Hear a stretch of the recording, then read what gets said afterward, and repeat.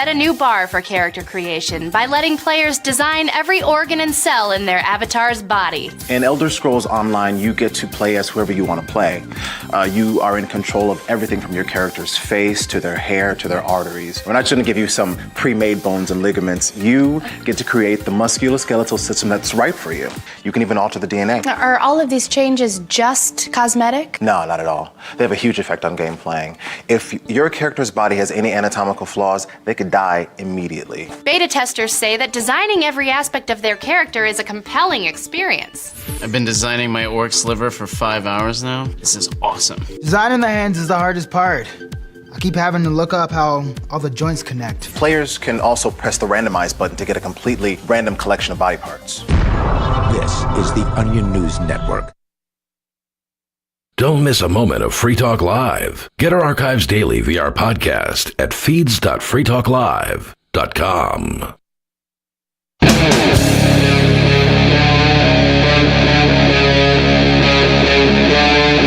Free Talk Live. Hey, what's up, all of our liberty-loving friends? This is another fantastic episode of Liberty at Night with Nate and Charlie, coming at you from Nashville, Tennessee.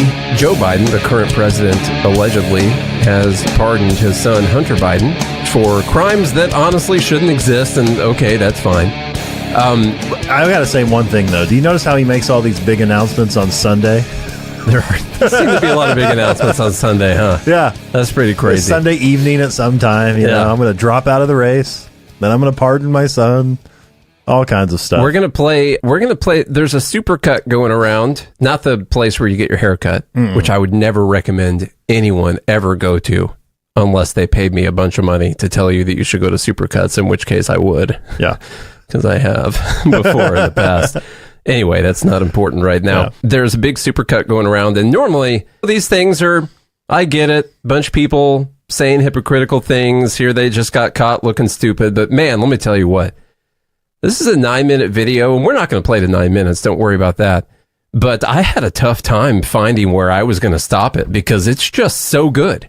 And I think it really puts this conversation in perspective before we get to the big fact of the matter, which is that Hunter not only got pardoned for a gun and a tax crime, which shouldn't exist in the first place, he got pardoned for 11 years worth of potential crimes that people could find starting in the year 2014, which is the same year that he started working for Burisma, and he got a sweeping pardon from the year 2014 up until yesterday for any crimes that they would be able to find that he committed. Now, that's a story. Even future? No, it's only up to yesterday. Oh, okay. That's it. So he has to stop committing crime starting yesterday. All right. He's 4 to 5 years sober now. Yeah, so. He's good. Yeah. Don't have to worry about that. So we'll talk about that, but let's listen to a little bit of this supercut right here. This is good stuff. The presidential promise to put the law before a family. I said I abide by the jury decision. I will do that, and I will not pardon him. Letting the world know that he will not wipe away the decision of 12 of his son's peers. Was asked directly, and he has said he wouldn't pardon his son if he gets convicted. Let's wait and see what happens if he loses. Yeah, but he said it. He's going to get pardoned by his dad. There's no question about that. The president has ruled out pardoning his son. Major commitment from the president, accepting the outcome of the trial and also pledging not to pardon his son. So the challenge for him is really to continue to live up to his values when it was really personal, and he did that today. It seems like a pretty normal, straightforward answer, but it takes new weight when we see what Trump is saying about the outcome of his trial, what we're hearing from other Republicans who say they don't accept the jury's verdict here in New York. The contrast is profound. To sit there and say, well, I'm not going to intervene in the legal process, and I wouldn't pardon my son. One side, Democrats and Joe Biden protecting the justice system. And on the other, Republicans and Trump protecting Trump. Our current president of the United States has so much respect for the law that he has said he would not pardon his son. He is not pardoning his son, which he could do. These are federal charges. Right. He is not doing that. He is not doing it because he is living what it means to have a rule of law in this country. Yeah. And it is, I told you, if you want to know if he believes it, you could actually see what is happening with his own son. The president, Anderson, has been really clear. What? You can just say whatever you want. I know. And then it's the best part about this, which I just posted out on X earlier, is just how stupid the media looks. Yeah. Like, once again, they just look so freaking dumb. I mean, they all bought this. They talked about it over and over again. And the greatest thing is, the contrast. Look at the contrast clearly between Joe Biden and Democrats and Donald Trump and the Republicans, where Joe Biden is living out the rule of law. No one is above the law. And they do this, and they just say it over and over again. Yeah. Just repeat it to everyone. And he believes in the justice system. And people already said in the election that you guys you're BSing me right now. Okay. The American people said I'm becoming BS proof. Yeah. Right now. Okay. So you can spin that BS all you want, and I will swat it. I'll swat that down. Okay. And, this is just more proof that people are not going to trust the media. No, it's so great. They won't trust them. That's the greatest thing about it. We'll talk about the crazy stuff about this, which is the 11 years worth of pardoning that he got for stuff that no one's convicted. I mean, no one's brought up. They haven't investigated. Well, they're investigating the bereavement thing, but whatever. My God, the media, they're cooked. They're done. Mm-hmm. This is White Pill Monday right now, man. It feels so good. What? It feels good to be a podcast. How can you believe any of the spin that these people put out to you ever?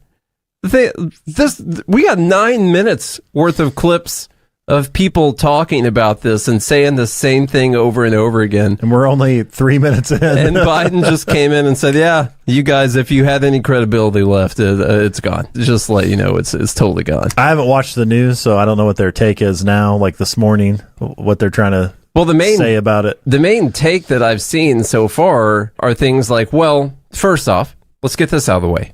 It's his son. You're telling me that as a father, you've got the ability to pardon your son who is potentially about to go to prison.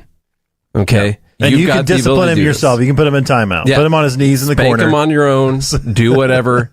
Okay? Yeah. Take away some money, maybe. Yeah. Of course, I think you would pardon him. I think most people, you might say, well, no, Nate, I'm a principled guy. I wouldn't do that kind of thing. He needs to learn his lesson and all that. Unless you were in the situation. But when the rubber hits the tarmac and you see that you have the ability to sign a piece of paper that says your son's not going to go to prison, you would probably do it. Mm-hmm.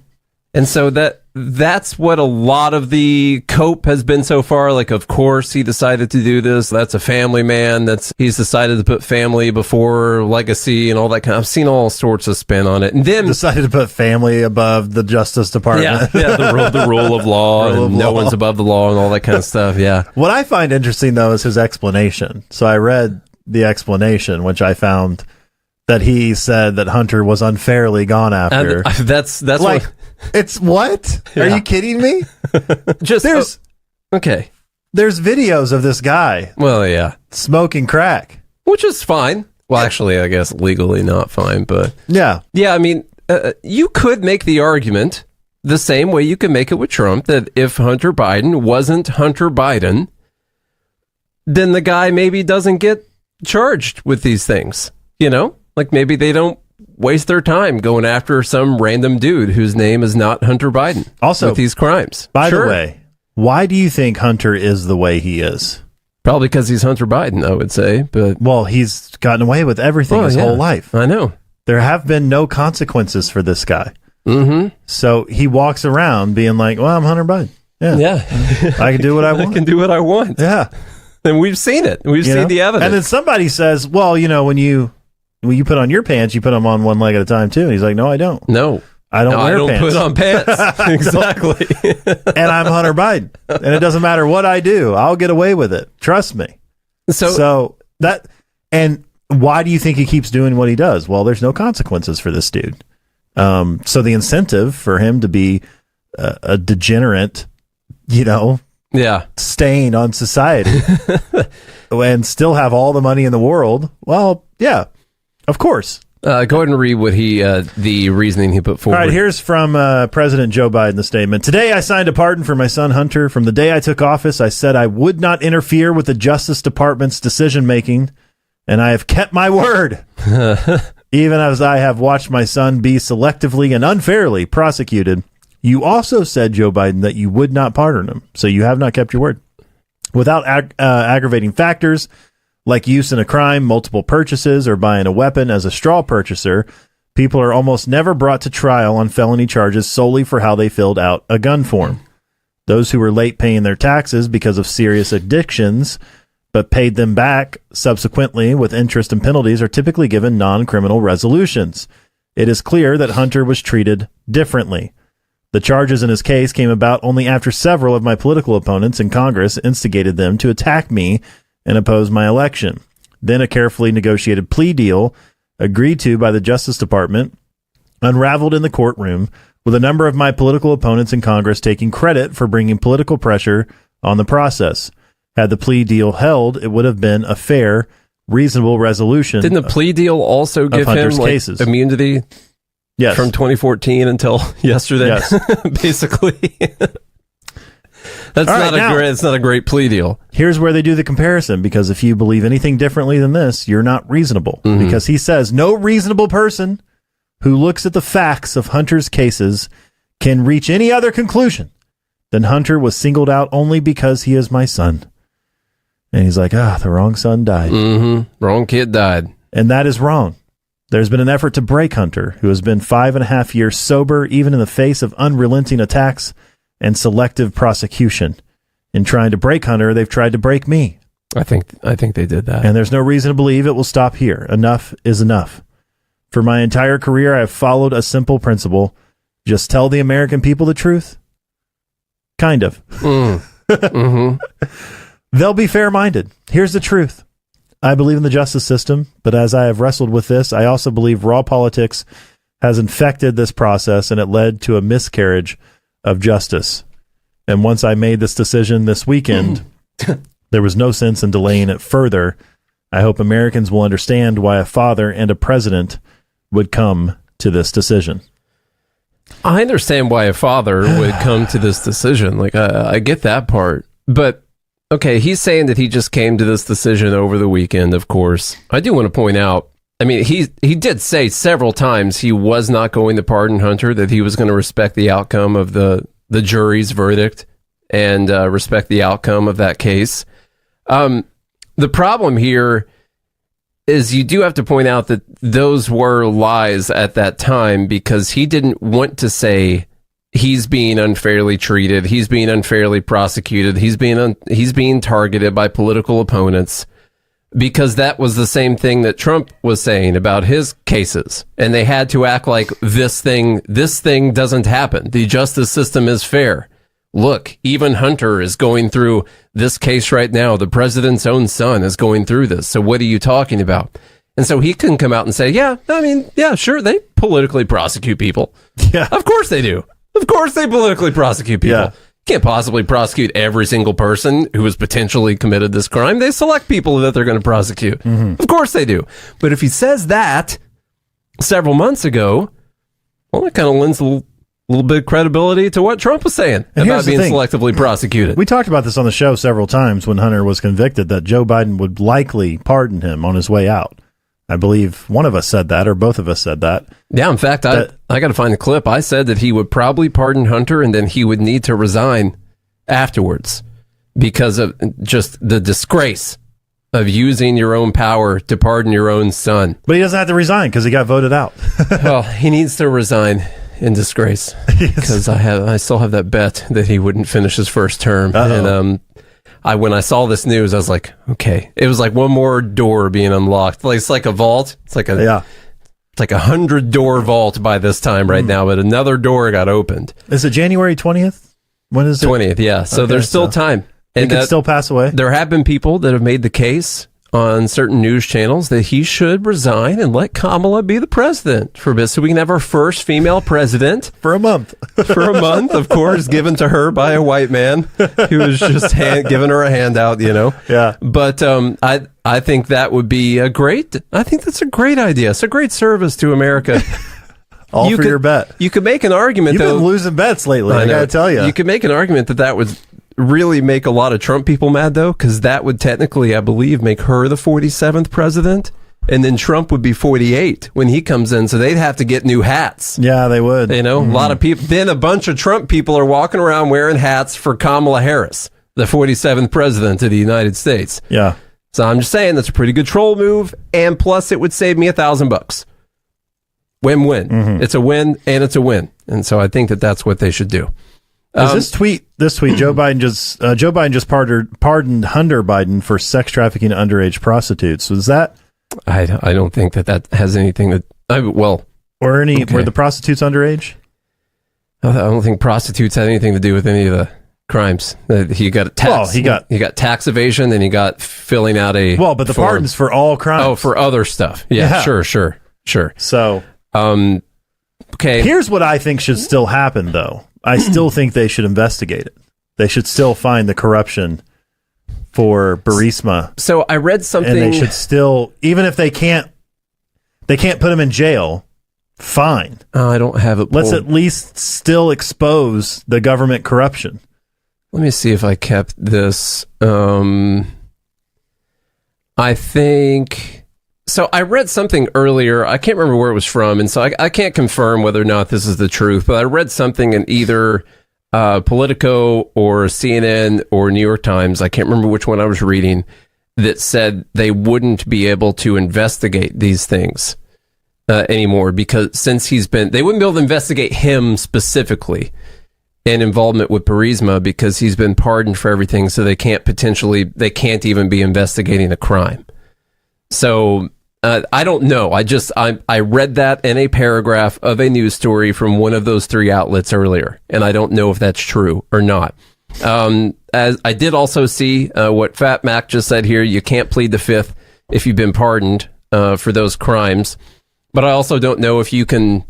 I mean, do you even have to come and testify for a crime that you can't possibly be charged with since you've been pardoned? I don't know what all the rules are on that stuff. I don't know. I would assume, the craziest part, which no one needs to lose sight of, which I posted out earlier, the left is saying, what about Trump's pardons? Because Trump pardoned a bunch of people, and he's promised to pardon a bunch of people this time also. The right is saying, look at Joe Biden, he's a liar. And then the right is also saying, hey, why did we just get a sweeping 11-year pardon for any possible thing that there is? Starting from 24. That's an odd year, 2014. Yeah. Let me just pick a number out of a hat. Oh, wow. It's the year you started working for Burisma in Ukraine. Interesting. Well, that's weird. That's so strange. The laptop, Burisma, Ukraine, all this stuff. Let's just pick a random year. I think 2014 sounds like a great year. I don't know, man. That seems to be pretty weird, but 12 years. Almost 13. It's 11. 14 to 24? Oh yeah, 11 years. Yeah, sorry. For all the offense for those offenses against the United States which he has committed or may have committed or taken part in during the period from January 1st, 2014 through December 1st, 2024. So, man, I bet his Sunday was crazy.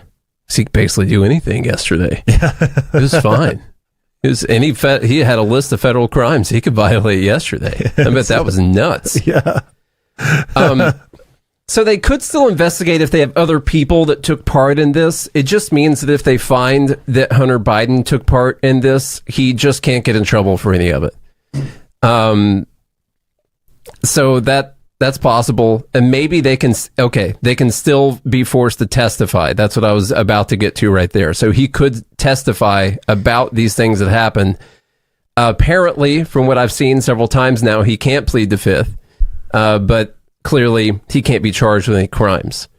So, I don't know. Maybe he turns state's witness and gets... No, that's not going to happen. I say they still do a full-on investigation, though. Oh, yeah. We need to know. Well, listen, this is confirmation. This is confirmation that there is something. Now, they could say, well, turns out he bought a lot of guns from 2014. You guys just don't know about this yet, and he failed to pay a whole bunch of taxes or whatever else other little ticky-tack crimes that you guys can think of, they could say, well, yeah, he was going through addiction and probably broke a lot of laws during this time. But no, 2014 is an extremely specific year. And that is when he started working for Burisma, and they are clearly trying to shield him the day after Trump names Kash Patel to be the director of the FBI. Okay, don't act like those things aren't connected at all, because they're connected. Oh, so, and the left is freaking out about Patel. They are freaking out about that. I'll tell you what, I like him. I think it looks pretty cool. Oh, I did want to point this out before we switch over to maybe mentioning Patel real quick. We don't have a lot of time left over today, but Politico, good article here, pointing out what we've been saying. We haven't seen a pardon as sweeping as Hunter Biden's in generations. So this goes all the way back to Nixon, since a president has done a pardon like this. Joe Biden's grant of clemency on Sunday night, an extraordinary, so clemency, I guess, is the thing. Yeah. Insulates his son from ever facing federal charges over any crimes he possibly could have committed. Experts on pardons said they could think of only one other person who has received a presidential pardon so sweeping in generations, Nixon, who was given a blanket pardon by Gerald Ford in 1974. Quote, I've never seen language like this in a pardon document that purports to pardon offenses that have not apparently been charged, with the exception of the Nixon pardon, said Margaret Love, who did a bunch of stuff. Quote, even the broadest Trump pardons were specific as to what was being pardoned. So this goes even more broad than Trump. Biden's full and unconditional pardon of his son is deliberately vague. Trump and his allies have long fixated on the president's son, and Trump repeatedly pledged to use the second term to investigate and prosecute members of the Biden family. Conservative commentators have engaged in parlor game speculation that Hunter Biden could be charged with bribery, illegal lobbying, or other crimes stemming from his foreign business activities and drug addiction. Yes, that is parlor game speculation, that they could charge him with stuff that we clearly know he did. Okay. Anyhow, and then they talk a little bit about Watergate, stuff like that. Kash Patel. I don't know a lot about Kash. Except for that I've now watched a couple interviews that he was in. I've seen him before on like Tim Pool and some other stuff, and seems like he could be the kind of guy you want running the FBI. Now, he did make a promise, by the way, on his day one. I assume when he made this day one promise for when he's running the FBI, he didn't know that he was actually going to be running the FBI. So I don't think this will be followed through on, but let's see here. Intel shops. I'd break that component out of it. I'd shut down the FBI Hoover building on day one and reopening the next day as a museum of the deep state. And I'd take the 7,000 employees that work in that building and send them across America to chase down criminals. Go be cops. You're cops. Go be cops. Go chase down murderers and drug dealers and violent offenders. What do you? All right. They had to bleep out rapists. Yeah, no, I guess you got to bleep that out. We'll see. Sure. I hope he does that. I got a sneaking suspicion they're going to be reforming the FBI, and I don't think the Hoover building is going to be a museum for the deep state day after they send everyone home from the FBI building on day one. Would be cool, though. It would be great. That's a great image. Yeah. It sounds like the kind of thing you'd say when you don't think there's any possible way you're ever actually going to be in a position to do that kind of thing. We'll see. Hey, if he doesn't, that's cool. Hi, I'm Derek J. I don't want a politician to represent me. To me, government is the idea that one group of people can coerce everyone to comply with an edict or face increasing punishments up to and including death. Despite perhaps the most noble of intentions, the best government services are a far cry from what could be provided for by voluntary interactions. Besides, the people who call themselves the government wage wars and put peaceful people in jail for crimes involving no victims. If Starbucks used some of its money to drop bombs, I wouldn't shop there. So why would I support the American empire? The empire does not require my consent. Derek J's Victimless Crime Spree. Watch it for free and order the Director's Cut DVD at victimlesscrimespree.com. That's victimlesscrimespree.com. From Feature Story News in Washington, I'm Kate Fisher. The United States says it has every hope and expectation that any political dispute in South Korea will be resolved peacefully and in accordance with the rule of law. President Yoon Suk-yeol has declared emergency martial law in the Republic of Korea in a bid to rule by military authority, a move he claims is necessary to protect the country from North Korea's communist forces. But lawmakers there have since voted to block the president's power after protests outside Parliament overnight. From Washington, Benji Hire reports. The US, a key ally of South Korea, was taken by surprise. Officials here were not notified of this in advance and say they are seriously concerned about the fluid situation, which the State Department is following closely as it seeks to engage with counterparts on both sides of the Pacific. A spokesman for the Department of State didn't condemn President Yoon's announcement, insisting the United States' alliance with South Korea remains ironclad, though he wouldn't be drawn on whether Washington shares Seoul's assessment about the danger posed by North Korea, which was the justification used to impose martial law. US President Joe Biden is in Angola for a 2-day visit focused on a multinational railway project known as the Lobito Corridor. The railway line will transport copper and cobalt from the Democratic Republic of Congo and Zambia to Europe and the US once it's completed. Chris Ochamringa has more from Kinshasa. The Angolan army and U.S. troops deployed heavily across the capital, Luanda, as U.S. President Joe Biden arrived for his first visit to sub-Saharan Africa. The Angolan government declared December 3rd and 4th public holidays ahead of the visit of the U.S. leader. President Biden is expected to visit Lobito, an Atlantic port city where a multi-million-dollar railway project will be built with loans from the U.S. and the European Union. It's an apparent move to counter China's dominance of the minerals that are essential for making batteries for electric vehicles. Shares in Italian-American car giant Stellantis have regained some ground after falling almost 9% on Monday. That was sparked by the shock departure of CEO Carlos Tavares from the conglomerate, which owns iconic brands including Fiat and Jeep. Our Italy correspondent Giles Gibson reports. After the sudden exit of its CEO shocked the market, Stellantis is now on the hunt for a new leader. The company issued a profit warning just 2 months ago, has seen weak sales in the key US market, and is struggling to compete with cheaper Chinese brands. From bureaus worldwide, this is FSN.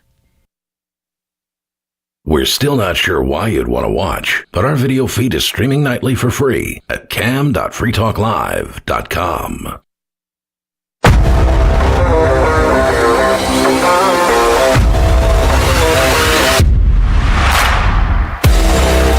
Well, what is up, all of our liberty-loving friends? This is another fantastic episode of Liberty at Night with Nate and Charlie on the Free Talk Live Network. And the Free Talk Live Network is brought to you by Dash Digital Cash with fees of less than a penny per transaction. Dash is made for spending.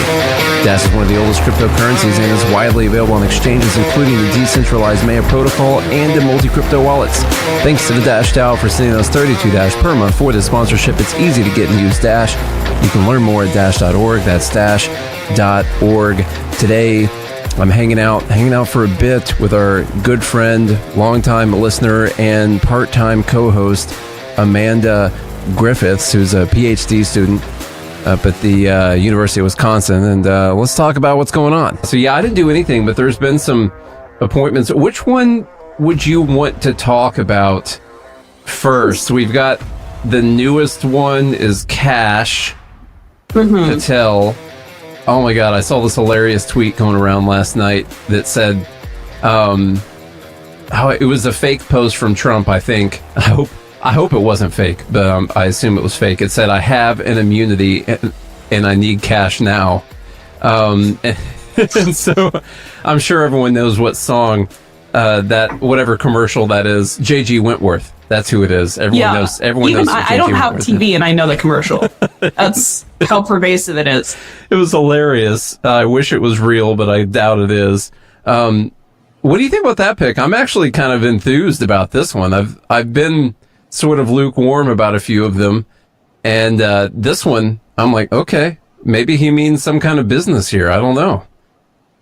Yeah, I think so I've seen actually a couple people saying different things about this pick. There is some concern about his respect for civil liberties.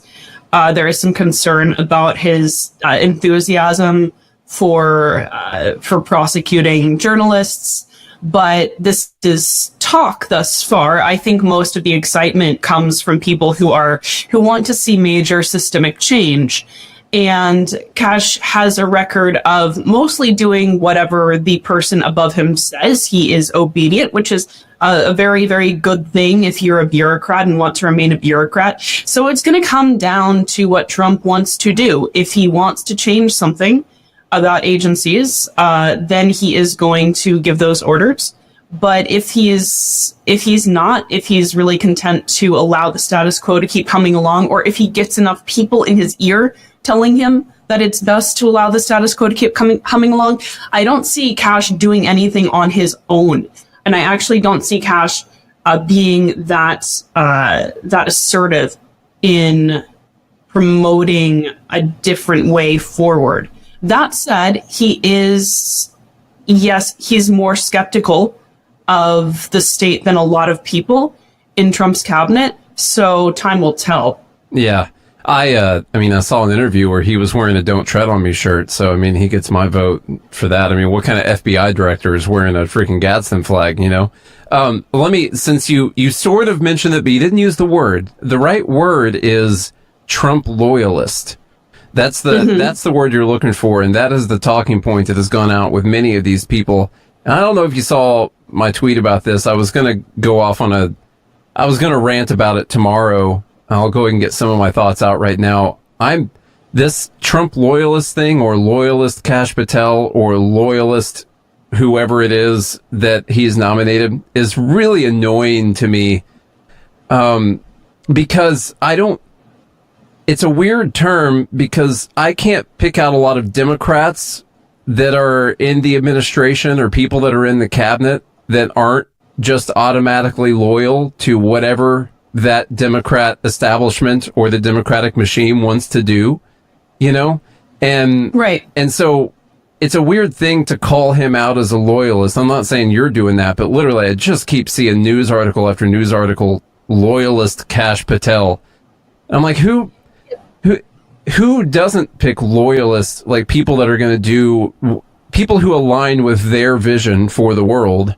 Who doesn't pick those people, you know? And you're saying, like, I don't know if he's going to go out on his own and do his own separate thing. Well, who does? When you're looking at the other side of the equation, they all have like the same world vision, you know, that same machine state bureaucratic mindset. And so, aren't they all loyalists? Yeah, so I guess more what I would say in terms of going out on his own, it would be a question of, is he going to try and persuade Trump to concede to some proclivities or sentiments that Trump already has, right, in favor of dismantling or reforming the department, or rather the bureau. For loyalism, I agree with you. It's very, very difficult to think of anyone who picks people who could not be described as a loyalist, for better or for worse. You know, when you're staffing your cabinet, the whole team of rivals thing, I don't think that's happened in ages. Mm-hmm. Yeah, I would say there's more people with ideological disagreements in this cabinet so far than what we would normally see. I mean, if you look at Biden's cabinet, like I said just a minute ago, they all agree with this, whatever you want to call it, this establishment mindset, that whatever that machine is in Washington, they're all aligned and they're all working towards like the same goals all the time. This one, when you throw in people like Tulsi and RFK and Kash and some of these other folks that have been named, like there are some, they're going to be, I imagine Trump in the middle, and they're all just going to be pulling from strings in opposite directions with Trump. Yeah. You know, if you imagine it that way, especially throwing RFK in there, because he's very different ideologically from a lot of these people. So I don't know. I'm excited to see what Kash Patel might do. I didn't know a lot about him. I like the fact that he used to be a defense attorney, a public defender. That's a good mindset for someone to have when they're working in the government, because you're generally working against the government you are working against the government as a public defender.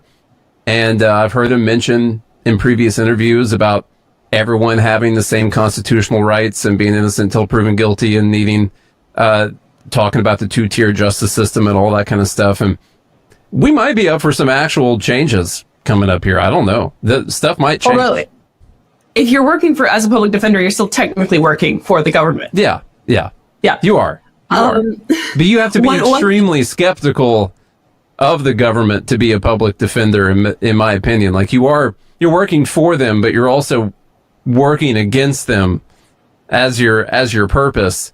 And so I think that's pretty cool.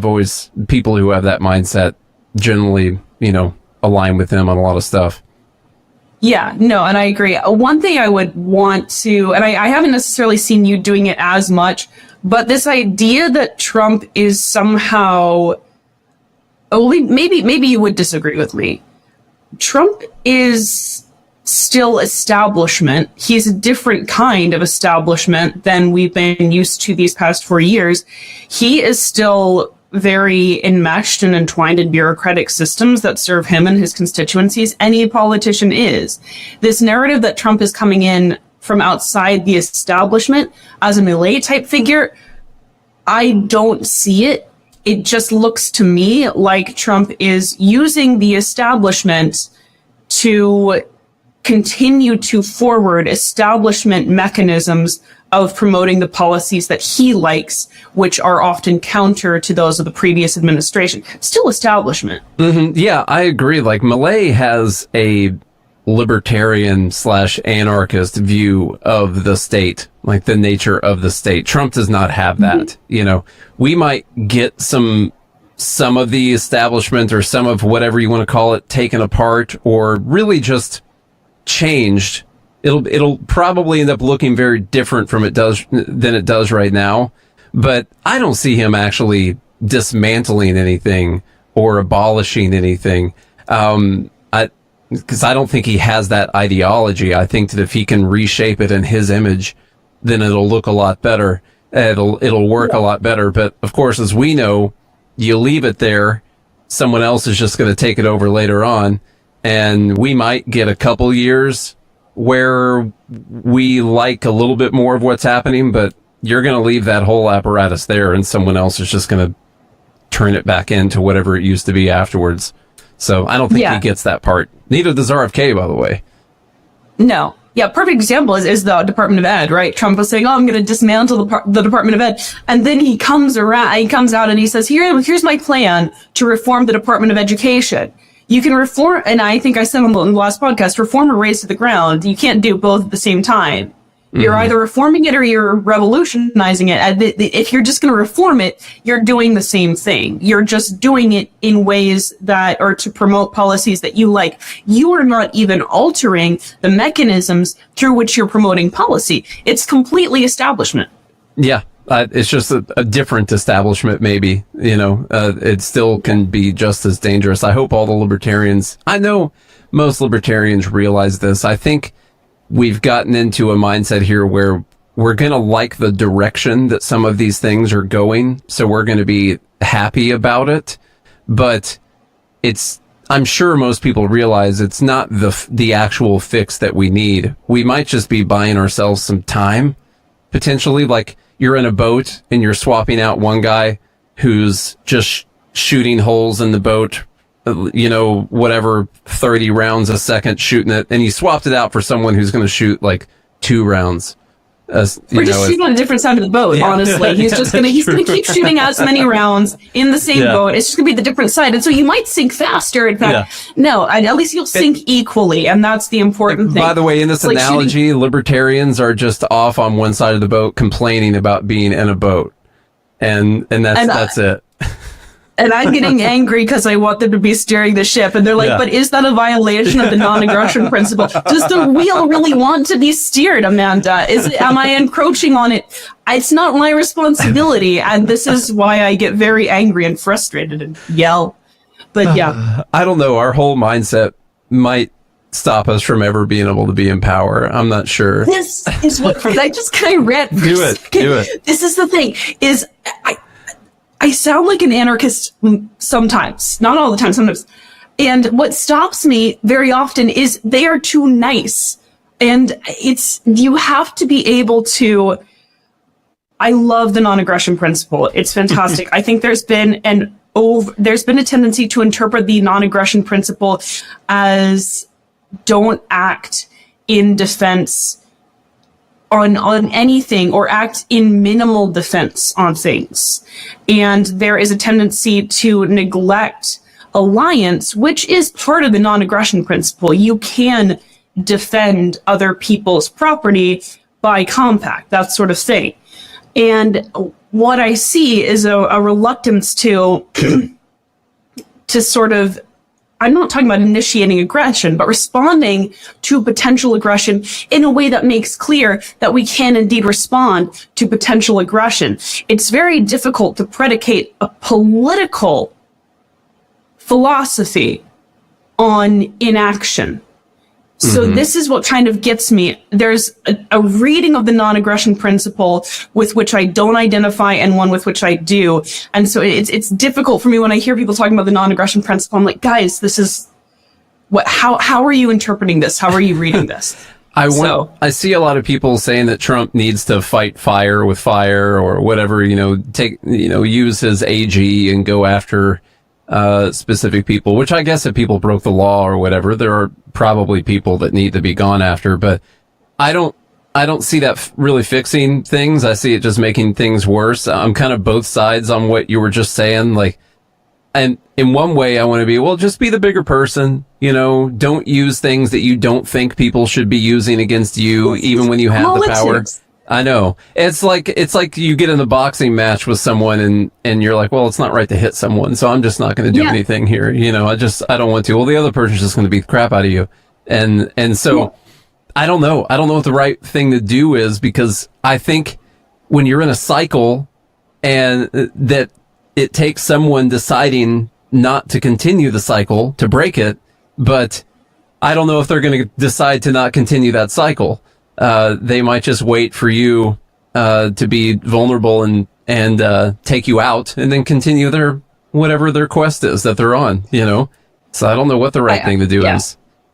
I think non-aggression is a great corollary to a fundamental premise. If you want that to be individual self-ownership, and then from that you get a corollary of non-aggression. I think as a fundamental political axiom in political society, especially where war is just a continuation of that, having non-aggression be the one thing that grounds you is bound to fall apart. So I would see it as a necessary corollary. Wow, I can't talk. Corollary to individual self-ownership or whatever you like. But I think there needs to be a new, or rather a more critical evaluation of what we mean when we talk about the non-aggression principle. Yeah, and as for using the same tactics that everyone else does, right, there's a good way to go about this and a bad way to go about this. And I think there's a suicidal form of turnabout, right? Where you take on the strategies or rather the tactics of your opponent, but in doing so, you also are conditioned to take on their motives as well and their strategies as well. And this is bound to destroy you if you have a different strategy or if you have a different motive. So the way to finesse that, again, is to say, okay, if I'm going to use these institutions, if I'm going to use these processes, how do I be clear about the way that I'm using, the way that I'm deploying these processes? What is what is the core principle that I'm using when I operate from within these systems? And how is that going to restructure the way that I use these systems, rather than I'm just taking it whole cloth and I'm wielding it against my enemy? This is the problem, actually, when you talk about, using capitalism to destroy capitalism, which is, but then you have to become the capitalist, because you are materially then conditioned to have the motives of the capitalist, but you take out all of the things that make free markets redemptive, which is the capacity for individual innovation and self-ownership. So then you get literally brutal capitalism, which is just devoid of individuality. So when you're talking about using your opponent's systems, I think we have to be very careful about how we do that. Not write it off, because it can be necessary. Always really have a good sort of theory of how you are going to use those systems, grounded in your own principles. Now, what about using unions to destroy unions? Is that a good idea? This is the thing, right? So first of all, I will say, to clarify, in theory, there is nothing inherently illiberal about the concept of collective bargaining, right? If you have an owner and you have employees, they can exercise their freedom of assembly and try to bargain, whatever. But when we talk about the bureaucratization of unions, that's the problem. I think if we're using unions to destroy the unions, or rather, if you're using union bureaucracy to destroy union bureaucracy, I come at that from that attitude of the workers' individual empowerment, which is part of why I believe in first decentralizing unions and making them worker-centric, making them worker-composed, making them independent and local, so that they actually attend to workers' needs. So you restructure the composition of the union first. You restructure, okay, where are these dues payments going? And how is the organizational structure contained within that particular enterprise, that particular business, whatever, keeping it local, keeping it independent? That is, in theory at least, or I hope, doing service to the idea of individual worker empowerment. So you still have you're still using unions, right? You're still using union bureaucracy, but if you're doing it to give unions back to the workers and taking them out of the hands of these monopolistic unions, these corporatist unions, that can use fiat membership, right? You can just, in certain sectors, just be compelled to join that union. Taking that away and giving that choice back to the worker, that's still a question of worker empowerment, and that's still a matter for organization and bargaining, but you give it back to the individual. And then that gives them more of a choice when it comes to, do I want to be represented by anyone who isn't me? So do you think it's the government and the bureaucracy that really destroyed unions? Like, I think you're kind of pro the idea of unions, but then... I'm not anti the idea of unions, put it that way. I mean, in theory, they're fine. In theory, they're fine. As long as... As long as you can fire them, yes. Nate. As long as, yes, you want to be able to fire them. But yes, so I think what ends up happening is that it's a fighting fire with fire, and the unions are a good example where in America, we'll just stick there, the idea was always to get power first by organizing the workers, and then when that didn't quite feel like enough, we went to legislation and bureaucracy. And in order to be able to go to legislation and bureaucracy, the workers had to be subsumed under this model of getting as many dues payments as possible, which means, okay, get as many members as possible. So then what's happened just now? The unions become an old school industrial capitalist corporation where the idea is to profit and the workers are the consumers. The product is representation or speech, if you want to get really fundamental about it. And you can be forced to buy this product in certain industries. That is a monopolistic tactic. What we let unions off because they are seen as unions, as these champions of the worker. If you look at the numbers, precious little has gone out to strike dues, gone to union member benefits over the past decade or so. Unions have had surpluses. The top unions have had surpluses. What they have done with those surpluses is what you would expect if you were if you were an anti-capitalist who were talking about corporations and what they do with their money. What do they do? Well, they give it to their CEOs, they give it to their executives, and they cut lower level staff. That is exactly what the unions did. That's exactly what they did. And so then you keep siphoning money, and unions, by their own admission, are more focused on what they call union density, which is just getting more and more and more members. It's like anyone saying, okay, I want more and more and more customers. The problem is with the union, they have special bureaucratic privileges that we would rightly rail against if we saw any corporation getting those privileges, and sometimes they do, and we're upset about it. We let unions off because they have this PR of being actually the worker. They're not. They are corporatist bodies that are removed from workers and that take power from workers and that institute regulations that protect their members from being able to be investigated, from being able to be dismissed in certain areas. Even when you have allegations of sexual assault, if someone is a union member, the business cannot independently investigate that. It's completely corrupt. And we would be furious if we saw a corporation doing it. We are seeing a corporation do it. The unions. They are doing it. Yeah. So they've been able to maintain this idea that they're there to protect the worker, they're fighting for the worker. And even though, like, the way I see it is their product that they're selling really is labor, in my opinion. They get a monopoly on the labor of people, and people have to go through them in specific industries, and then they have a monopoly on that product. And so I don't see why people who are so anti-monopoly wouldn't be anti the monopoly of unions at the same time. It's really the same thing, except for that they have this idea that labor is not a commodity. These are people, and they need jobs and their needs for their lives and all that. So you can't talk about it the same way you would talk about iPhones or whatever it is, but really that is what they're selling to people. They just cut out all of their other competition. Then they don't have to do as good of a job actually protecting the workers like what they're supposed to do, because they just get that monopoly, they get those dues, and it's all enforced by the government.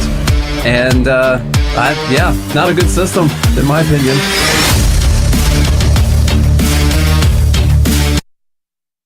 This hour of Free Talk Live is brought to you by Dash Digital Cash. Dash is the cryptocurrency designed to be used for spending. Rising fees have made Bitcoin useless for purchases, but Dash continues to have fees less than 1 cent per transaction, and its features ensure Dash is undefeated as the most useful cryptocurrency in the marketplace.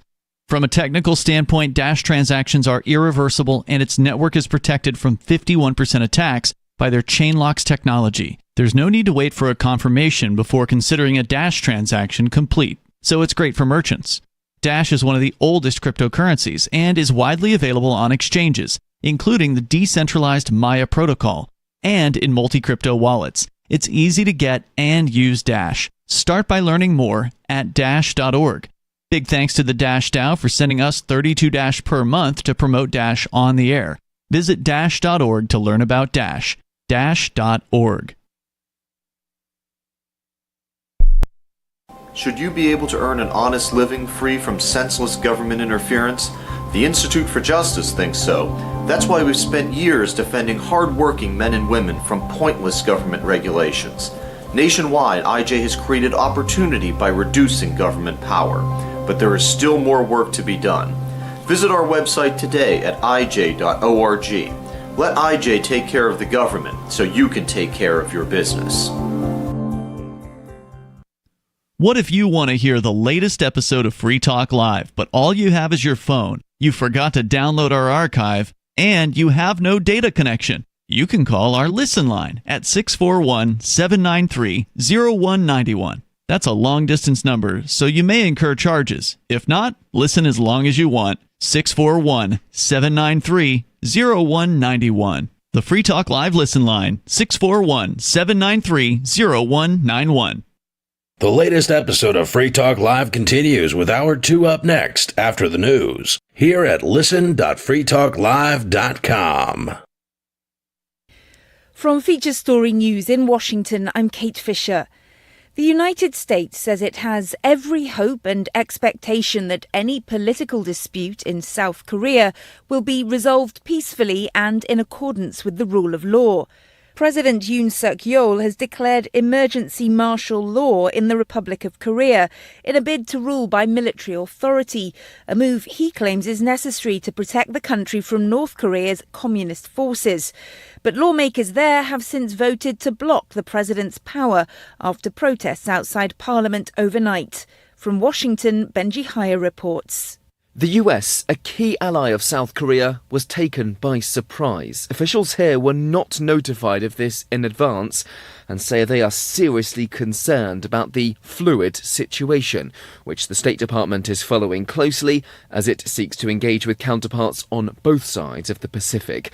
A spokesman for the Department of State didn't condemn President Yoon's announcement, insisting the United States' alliance with South Korea remains ironclad, though he wouldn't be drawn on whether Washington shares Seoul's assessment about the danger posed by North Korea, which was the justification used to impose martial law. US President Joe Biden is in Angola for a 2-day visit focused on a multinational railway project known as the Lobito Corridor.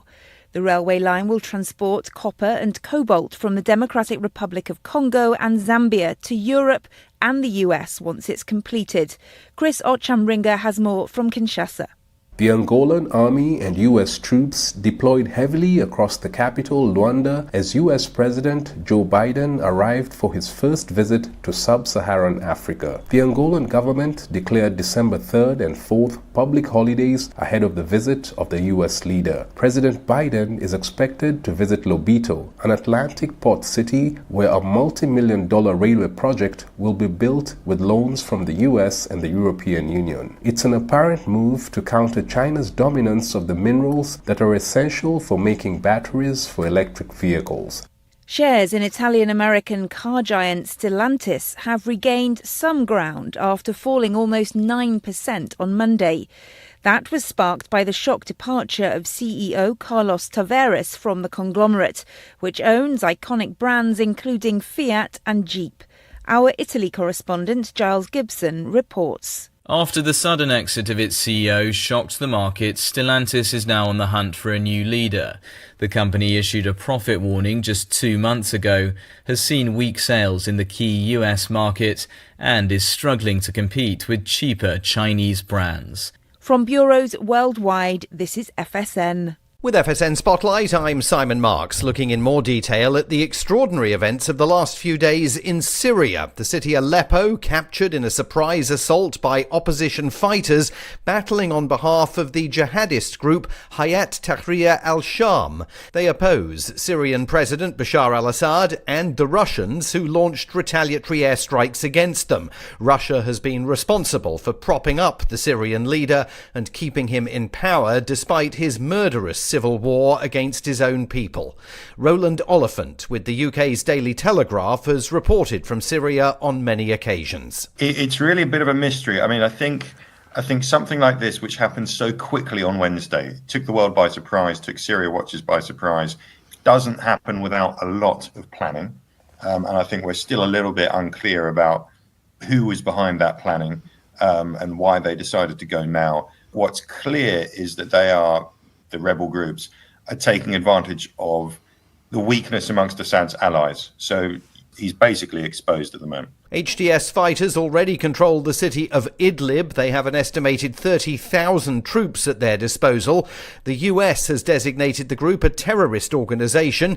Human rights groups claim it has been responsible for jihadist violence, including executions of people accused of blasphemy and adultery. With FSN Spotlight, I'm Simon Marks.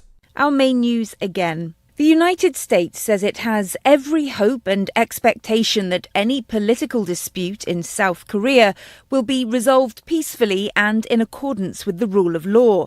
US President Joe Biden's in Angola for a 2-day visit focused on a multinational railway project, and shares in Italian-American car giant Stellantis have regained some ground after falling almost 9% on Monday. And that's the latest feature story news. Kate Fisher reporting. Facing mounting criticism that lethal injection is cruel and outdated, Ohio has replaced it with a system that quickly and humanely rips off the heads of death row inmates using powerful robotic arms. The new device is designed to be as humane as possible, emitting soothing white noise and putting prisoners on a cushioned seat before its metallic talons dig into their necks and painlessly wrench their heads off. Ohio Department of Corrections Director Gary Moore praised the machine, saying, quote, "Our new system is a hallmark of compassion. Now these deaths will be pain-free because the machine's claws are coated with topical anesthetic." Quickly pulling off a prisoner's head is considered less cruel than lethal injection, which requires 3 separate chemicals. And Ohio isn't the only state changing the way it handles capital punishment. Last month, Texas unveiled the Machinator, which humanely squishes up to 50 prisoners at once. Coming up next, is anything valuable buried in the woods behind my house? Our team of investigators finds out. This is the Onion News Network. You can help spread the ideas of liberty with our Patreon for just $5 per month at amps.freetalklive.com.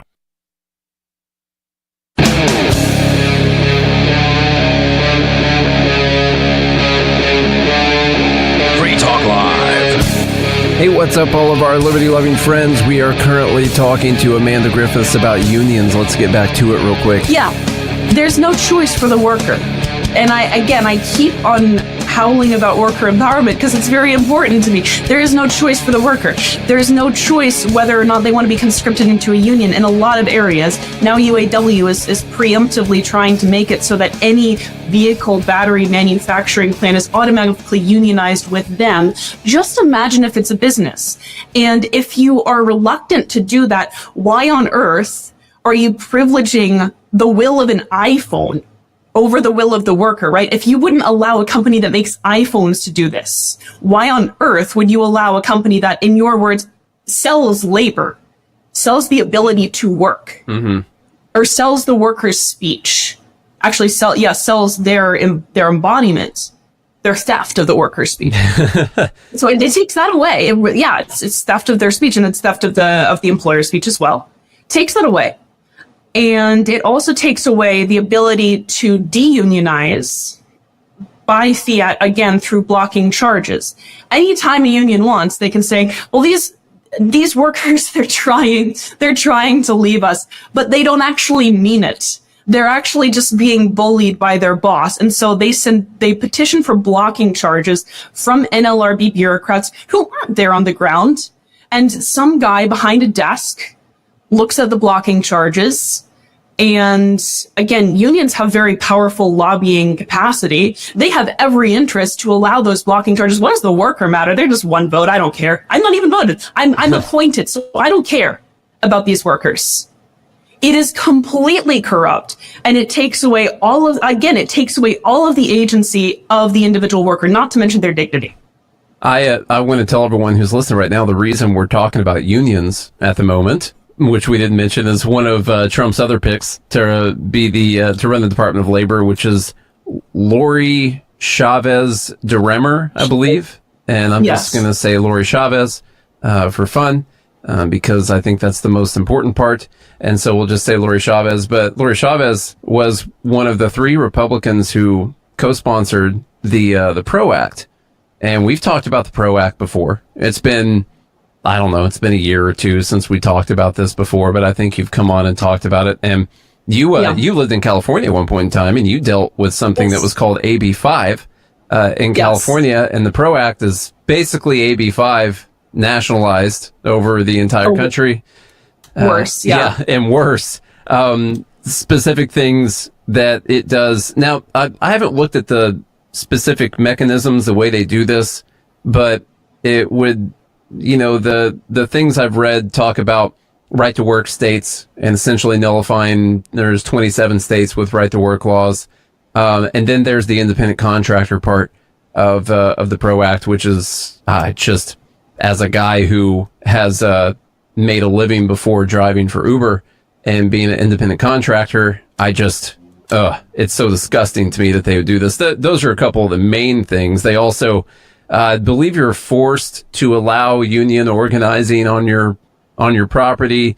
Another thing I saw was that you're forced to provide the union with names and addresses of all of your employees, so they can contact them for organizing. But you can't talk to your employees about it. Yeah, and so that's the thing. Your speech is, or rather your silence is compelled. It's like let's imagine this. The big union bosses, these union CEOs, got together and wrote a law that would essentially give them more power, control, more money, and essentially force as many people as possible to join a union and take away any of the corporation's power to fight against this happening. And then they had Congress call it the PRO Act. And I said, imagine that happening. I would assume that's literally what happened, is that union lobbyists wrote this piece of legislation.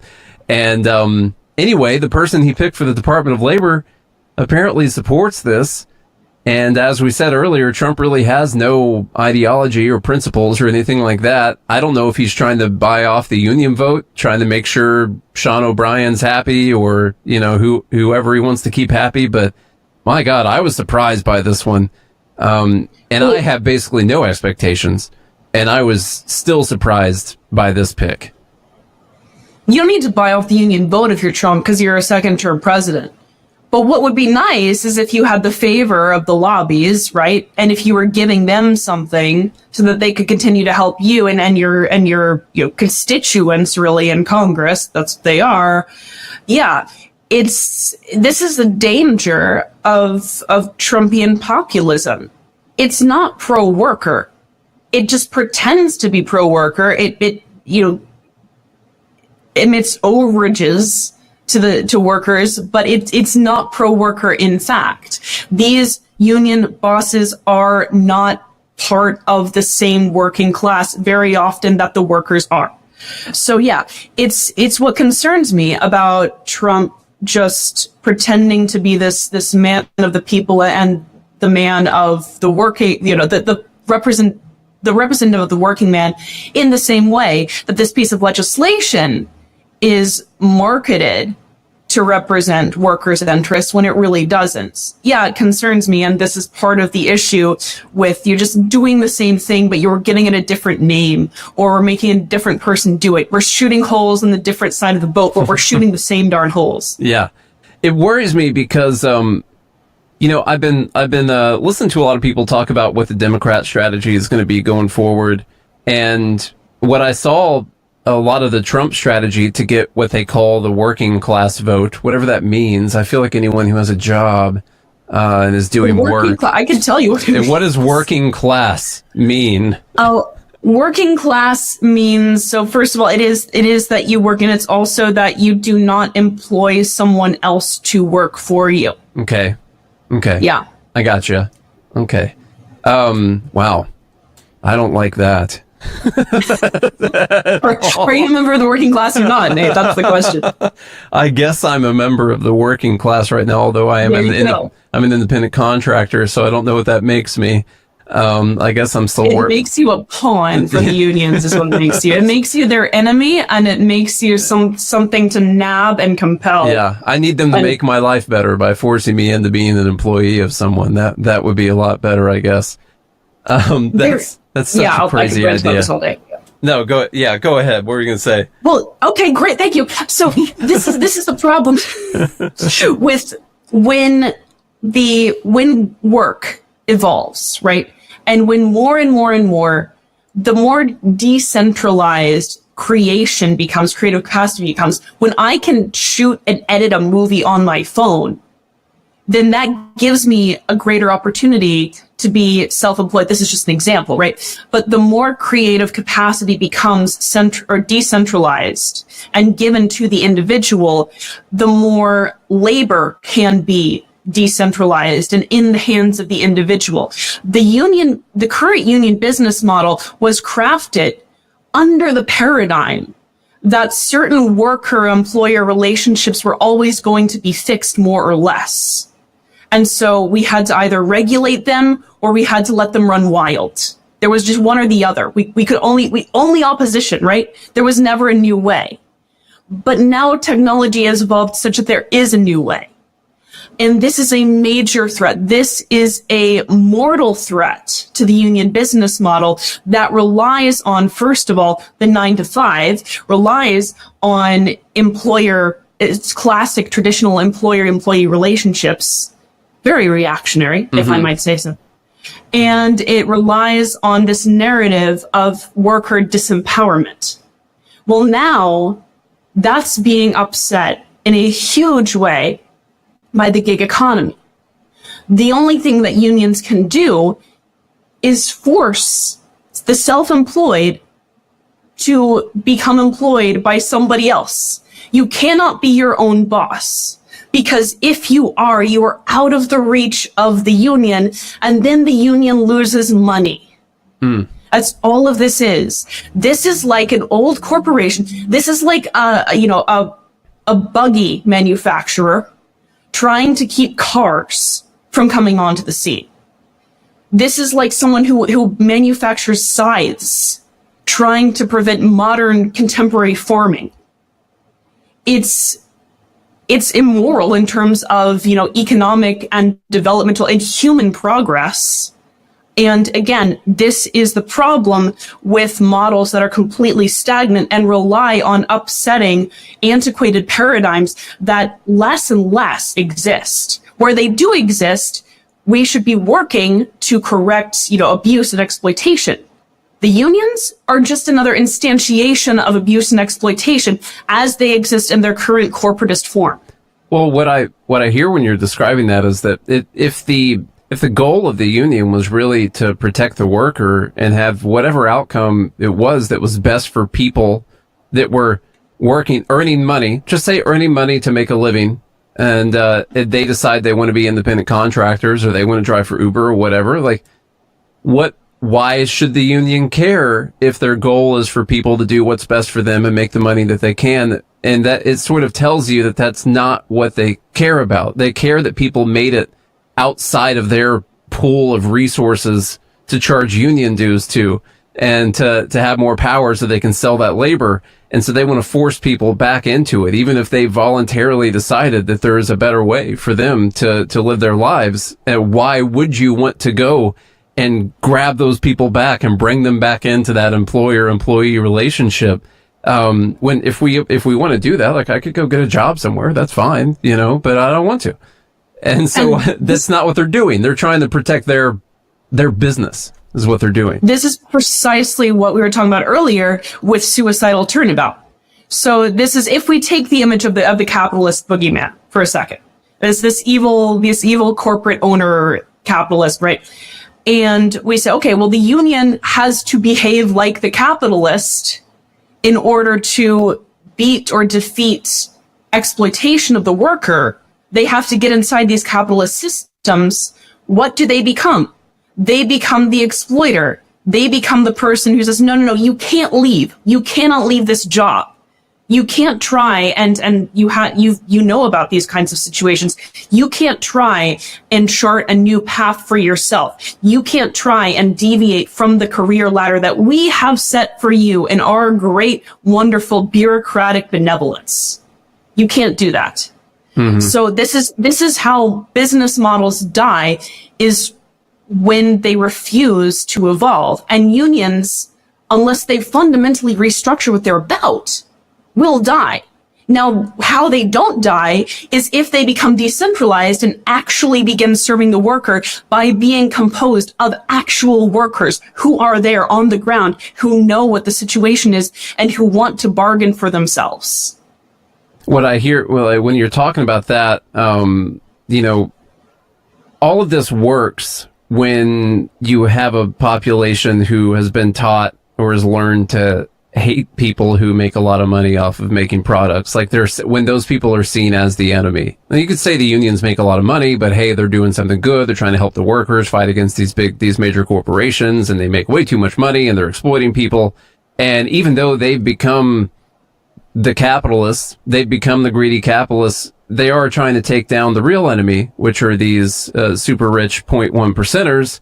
And as long as people have that, like that basic ideology that they operate from in their heads, then I think the unions continue to get away with a lot of this stuff because they see the major enemy as being the capitalists still, the people that the unions are working against. And that's why, I mean, that's been one of our major things that we've tried to fix when we talk, when we're talking about economics and we're talking about the rich. And I don't know how you fix that. I mean, that's something that goes back as far as you can possibly go back throughout history. That's just something that seems to be inherent in human beings in the way that they think about people who have more than they do. And I'm not really sure how, I don't know if you can talk someone into thinking like a libertarian when it comes to these things. Well, what do you think? You don't. And if you read my latest Twitter theses, Nate, no, but Tweetafesto, that's what it's called. My Tweetafestos, yeah. my tweet theses, whatever. When you don't talk people in to believing things. You get them to believe things through material action, because oftentimes, I mean, almost all the time, belief follows behavior. It's not the other way around. Most people, yes, they have coherent issue positions on given issues, but they don't have this grounding, like deep, well thought out political theory. And I believe this and this concept relates to this concept. So therefore they rationalize from the top down. Now, this isn't because they're stupid. It's because they have lives, and the things that they care about most are the issues that affect their daily lives, that have this salience in their daily lives. So what that does then is, if you're trying to develop like a more individualistic model of collective action, then what you do is you're able to go to people, not on the basis of ideology, but on the basis of what's affecting you in your daily life. What matters to you? Where is that hurting? And how can that be improved? So it's a more individualized model. When that happens, what you do is you then give someone a stake, a material stake in improvement, in improving their situation through enlisting them in action, right? Any kind of, if you want to talk about canvassing, if you want to talk about demonstrating, if you want to talk about making phone calls, whatever, something that is in line with their own talents and skills, then you get them invested in a particular outcome. When that happens, and when you have people invested in a particular outcome using their unique talents to affect a change that is going to bear profoundly on their unique situation, then that's what prompts this change.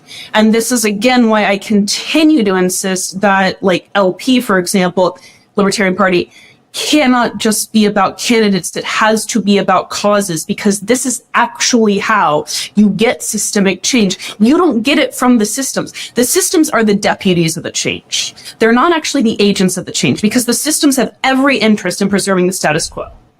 The people have every interest in evolving, because that's what human beings literally do.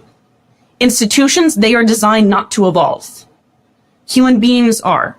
So you go to people, you recruit them on the basis of individual issues that have individual salience in their daily lives. You help work with them in recognizing why it matters and then you give them this material stake through action.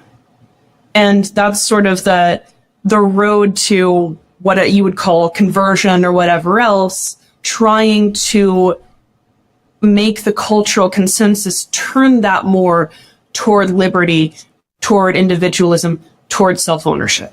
I wonder if, as a libertarian, let's say I had $20 that I could donate to a cause or to an organization, would it be better for me to give that to the LP or to You Are the Power? To me, personally, actually. To you. And then me, just, will change. As I promise I'll take very good care of your money. No. I mean, right now, you have greater trust, right, in You Are the Power, because I've seen, or we've both seen, the kind of work that they do in terms of collective action. And this is an amazing model that they have.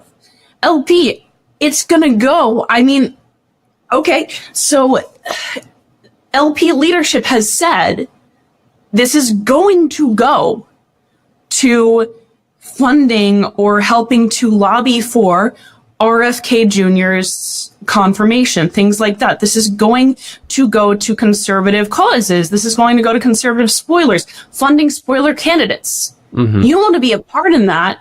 If you want your money to actually talk and walk the walk, quite frankly, you want to give it to an organization that is doing causes, not candidates, and that is not doing caucusing for the GOP or DNC. I gotcha. I'll clip that and I'll tag the LP and Angela and everyone and see what they have to say about it. I'd love to talk with Angela. I'd love to talk with Daniel. I would, honestly. I don't have a problem with her. I have a problem with the strategy, and I think we could have a productive conversation. But no. I'm sure you could.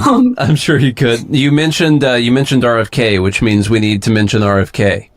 I'm not sure if we did in the last episode or not. I don't think we did.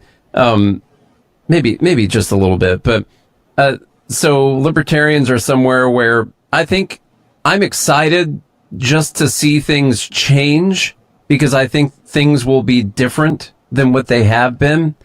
But when it comes to the things you've heard RFK talk about, I'm not sure it's exactly libertarian. It sounds like some things that might violate the NAP and that we wouldn't like the government to do normally if it wasn't someone like RFK.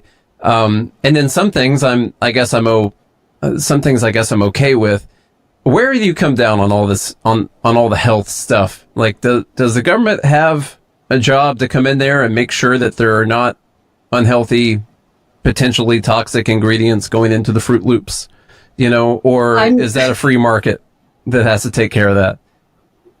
I guess the answer is kind of complex. I'm going to make the anarchists angry. So I think that you can have, in theory, a productive or salutary regulatory system. The problem is the way that we do it right now is we do it based on subsidies and kickbacks. The products that we regard as healthy or unhealthy, we regard them as such because of what different interest groups have said should be regarded as healthy or unhealthy. So it's this enmeshment that's incorrect. Should the government be saying, like, there shouldn't be seed oils in food? No. I mean, it's not really the government's job. If you want to talk about labeling, we can have a debate about labeling, and I think even that's not really a libertarian position. Definitely ingredients. I'm in favor of consumer transparency. So I come down more on the side of, let consumers know what's in the stuff. But in terms of banning it, no. I don't believe in that. I think it's horrible, for example, like all of the regulations that they had, like they're banning the whole, cultivated meat. Mm-hmm. I think cultivated meat is such a rad idea. just on the basis, forget all, whether you're vegetarian or not. It just on the basis of what it can do in terms of the global economy, in terms of improving the food supply, all of that stuff. It's great. No, it's not the government's position to be doing this, especially because the way that they're going to do this is through kickbacks and special interests and corn subsidies. Just stop.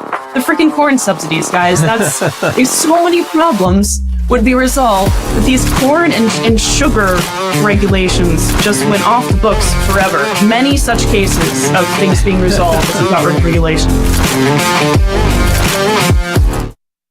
On Free Talk Live, we're bringing people to the ideas of liberty every day. From wrestling superstars like Glenn Jacobs. You guys really are having an impact, I believe. Like I said, a lot of where I am now is due to listening to Free Talk Live. You changed my mind on some very important issues years ago. To random people tuning in on the radio. I was kind of stuck in the left-right paradigm. I heard your show by chance on a Saturday night. From there, I went on, joined the Free State Project, and become an amplifier. So, I mean, that's really the reason why I amp is because I know that if it wasn't for you guys being on as many stations as you are, I never would have found the ideas of liberty. You can help more people hear the message of liberty by joining Free Talk Live's AMPS program on Patreon for as little as $5 a month. And you'll get access to special perks. Visit amps.freetalklive.com, amps.freetalklive.com. From Feature Story News in Washington, I'm Kate Fisher. The United States says it has every hope and expectation that any political dispute in South Korea will be resolved peacefully and in accordance with the rule of law. President Yoon Suk-yeol has declared emergency martial law in the Republic of Korea in a bid to rule by military authority, a move he claims is necessary to protect the country from North Korea's communist forces. But lawmakers there have since voted to block the president's power after protests outside Parliament overnight. From Washington, Benji Hire reports. The US, a key ally of South Korea, was taken by surprise. Officials here were not notified of this in advance and say they are seriously concerned about the fluid situation, which the State Department is following closely as it seeks to engage with counterparts on both sides of the Pacific. A spokesman for the Department of State didn't condemn President Yoon's announcement, insisting the United States' alliance with South Korea remains ironclad, though he wouldn't be drawn on whether Washington shares Seoul's assessment about the danger posed by North Korea, which was the justification used to impose martial law. US President Joe Biden is in Angola for a 2-day visit focused on a multinational railway project known as the Lobito Corridor. The railway line will transport copper and cobalt from the Democratic Republic of Congo and Zambia to Europe and the US once it's completed. Chris Ochamringa has more from Kinshasa. The Angolan army and U.S. troops deployed heavily across the capital, Luanda, as U.S. President Joe Biden arrived for his first visit to sub-Saharan Africa. The Angolan government declared December 3rd and 4th public holidays ahead of the visit of the U.S. leader. President Biden is expected to visit Lobito, an Atlantic port city where a multi-million-dollar railway project will be built with loans from the U.S. and the European Union. It's an apparent move to counter China's dominance of the minerals that are essential for making batteries for electric vehicles. Shares in Italian-American car giant Stellantis have regained some ground after falling almost 9% on Monday. That was sparked by the shock departure of CEO Carlos Tavares from the conglomerate, which owns iconic brands including Fiat and Jeep. Our Italy correspondent Giles Gibson reports. After the sudden exit of its CEO shocked the market, Stellantis is now on the hunt for a new leader. The company issued a profit warning just 2 months ago, has seen weak sales in the key US market, and is struggling to compete with cheaper Chinese brands. From bureaus worldwide, this is FSN. Yep, we still do email. Drop your email address in the entry box at freetalklive.com, and you'll be kept in the loop with Free Talk Live.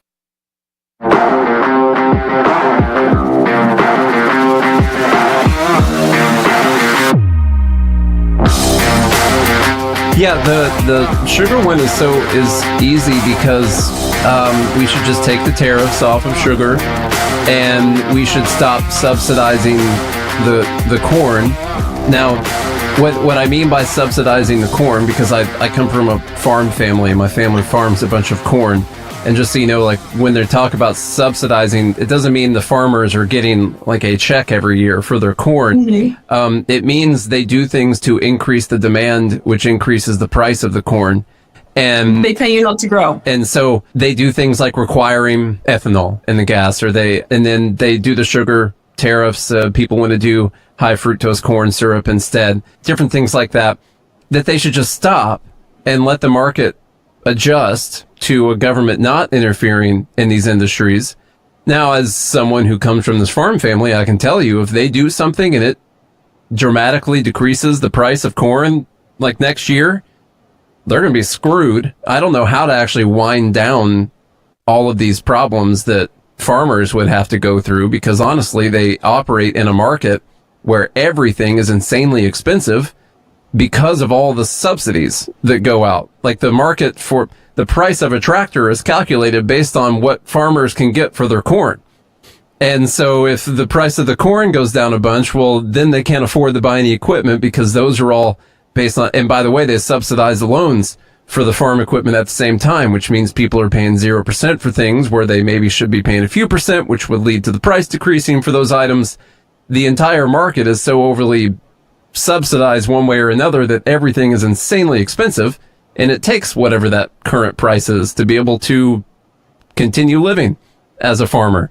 And so I know firsthand or secondhand, once you get these industries that have just been ratcheted up and up with subsidies, it's very complicated to talk about how you would wind that down without screwing a bunch of people over immediately. It'd be like pulling out Social Security tomorrow from people. I don't think you'd want to do that. How much cheaper would the farm equipment be if we got rid of tariffs on various manufacturing equipment? I think the tariffs are a pretty big one. I don't know what the actual tariffs are on the equipment. I wouldn't be able to answer that one. You probably could expect something like a 10-20% decline, I bet, in the price if you were to get rid of all the tariffs. And then, like I said, the other part is they subsidize farm loans for people. And so you can go and get a $500,000 loan to buy a combine at 0% finance for a long time, whereas normally a bank would probably not want to do that for you. And what that does is it leads to the price going up on the item. We know that. We talk about if they subsidize home loans, and like what RFK wanted to do and wanted to fix mortgages at 3%, they're just going to raise the price of the houses because people can afford to mortgage more for their house. And that's what's happened in the farm industry over a long time. That has happened. And so they're probably paying double at least for all of their equipment based on the things that the government has done to try and help farmers. Really, I would say it's at least double that farmers pay. And so if you just pull out one, like, oh, stop the corn subsidies, they won't be able to afford anything anymore because the government's also pumped up the prices of every other thing that the farmer has to buy to stay in business. So it's there's got to be a multifaceted approach here to, this is just one industry. Then you talk about healthcare and all the other stuff. Think about what they've done in the healthcare industry. It takes time to get this back down to a free market. I don't know how to do it, really. I'm glad it's not my job. You just want it two ways. You either do it incrementally, like, okay, we're going to work back these subsidies, right? Or you say, we're not going to do subsidies across the board. We're taking down tariffs across the board. See, this is the Amanda method. But we're dismantling it all. And it's one of two ways, right? It doesn't come without some loss. This is kind of like the union thing, right? The union's business model is dying, and they need to change their business model because actually the situation of the individual worker is on net improved vastly. So when we talk about farming and subsidies, you have a similar scenario where there's capacity for evolution here. There's capacity for, yes, lowering food prices, increasing the food supply, all of that. But it's not as though things just grind to a halt when something changes. Like everything is connected. Mm-hmm. So there it's not without, it won't come without the need to evolve and to change. That's the way that economic progress occurs. And so, yeah, you do this incrementally, you do this all in one swoop, and you really can't just keep it the way that it is. The only people it helps, truly, by keeping things the way that this is, not the farmers, not anyone else, except for government and bureaucrats, because then they get to leverage all of this fear and all of this anger against the wrong targets and use it for votes. Mm-hmm. So it helps them. It helps them to keep this all the same. Nobody else. Yeah, no, that's true. There's other stuff, going back to RFK a little bit, I hear a lot of talk about things like GMOs, pesticides, in the crops. So what they've done in the last 25 years is they've developed all these crops that you can spray pesticides on them. You can spray weed killer on them, and it will just kill the weeds. It won't kill the crops. I agree that probably some unhealthy stuff going on our food when they do that. What people have to realize also is that that's helped increase the yields of those crops by like 30% or so over that time. And we might not have enough food if we just got rid of all of those GMO crops, immediately. And actually that would spike up the price of those crops quite a bit. If you got rid of those, I've always said that those are kind of a trade-off. They might shave a few years off of your life, but they also might make it possible for you to have a life because we're not all starving to death. And so there is a bit of a trade-off there. There's a reason that organic foods are so expensive, and that's because you get way less of it when you grow it, because bugs eat crops and weeds steal nutrients from the plants. And so you get way less of it when you grow it. And so the price is much higher. It's not because they hate people eating healthy. This is one of those things that I hear people like, oh, they just charge you extra for organic stuff because it's organic and they just want to make it harder for you to get this cleaner, healthier food. And I'm like, no, they get like half as much of that food when they grow it. And so it's twice as expensive. I wouldn't support a law or an order or whatever it is that one of those departments would want to do to get rid of those things, because I think that would probably double the cost of all of our food.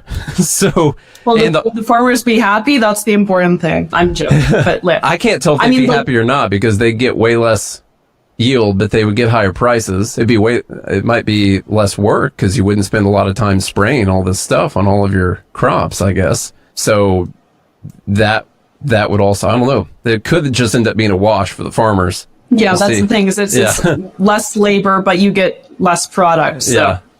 Anyway, okay, let's go back to the box of cereal, because that's the biggest thing. Fruit Loops. Okay, stick on the Fruit Loops. Okay. Sorry about the farmer tangent. It's okay.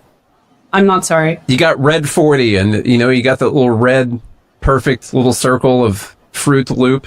I don't know, but I culturally, I have an awareness of these things. It's got dyes in it. Yeah. And there's and so Red 40, that's a dangerous one. They got yellow, whatever, and all these different dyes in it that they put in there. And in other countries, they just use like carrot juice or something. I don't know what they do. Magical beet juice to dye the food. But over here, we use these chemicals because we can.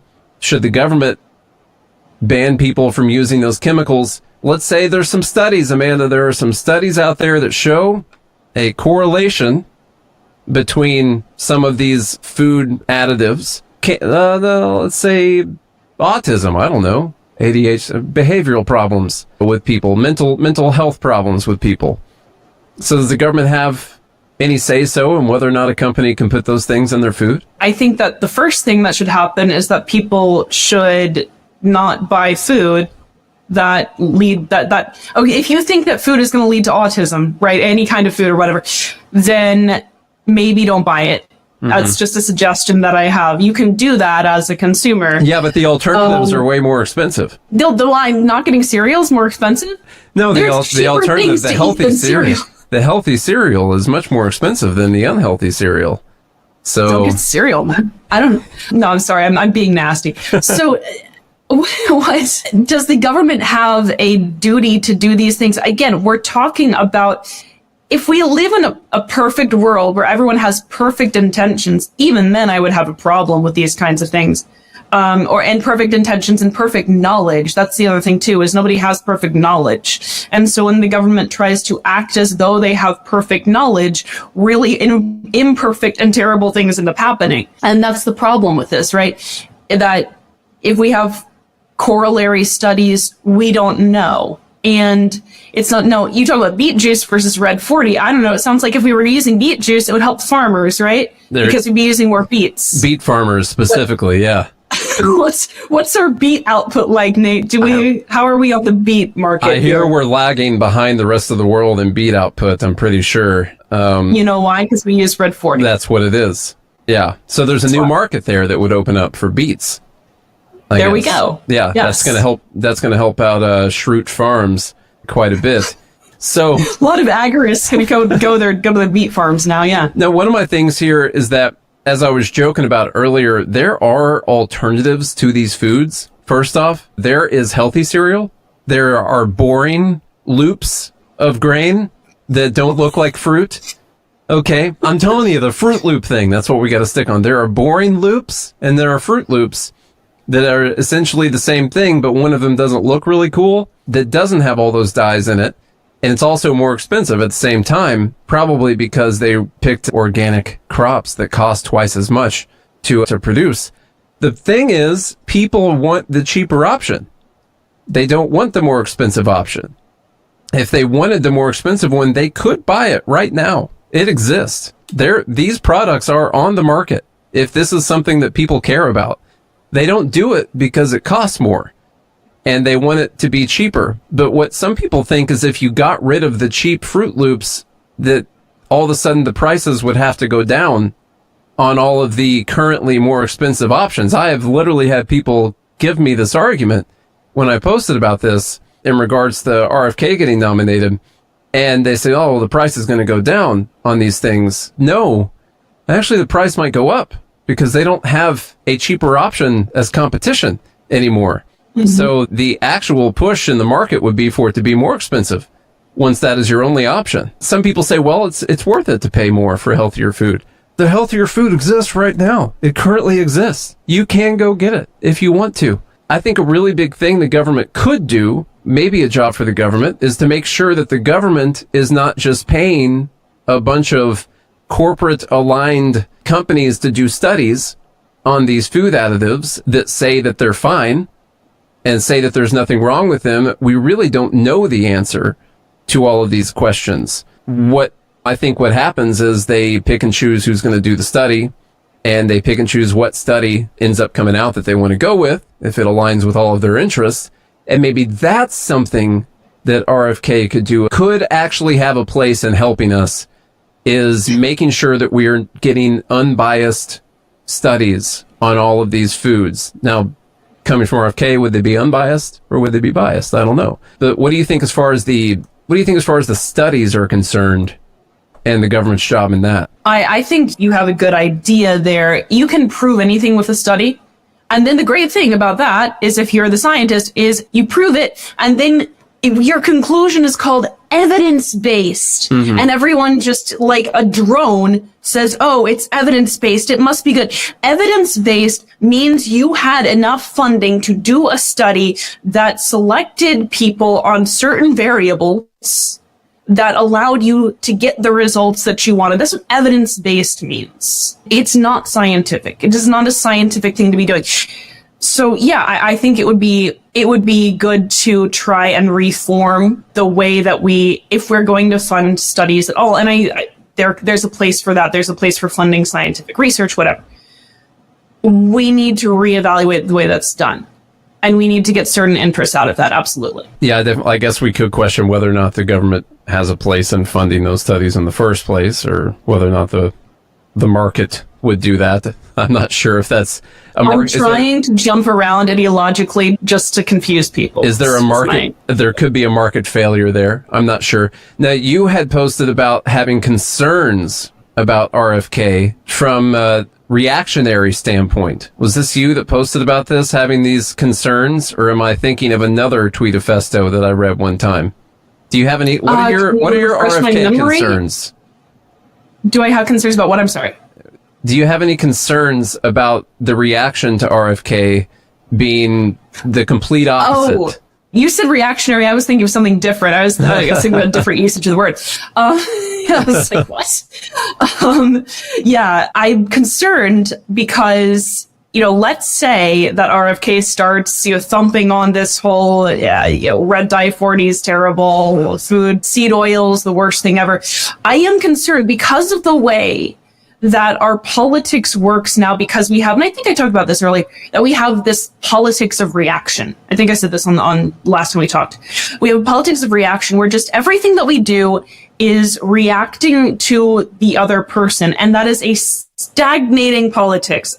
Stagnating politics is not good. What I'm worried about is RFK does all this stuff. And then in reaction, people who are not on the Trump train, people who don't like RFK, whatever, come out and say, actually, these are all these wonderful virtues of seed oils. We should be drinking. You know how the government used to say we should be eating 12 servings of bread per day? We should actually be having 17 servings of seed oil per day.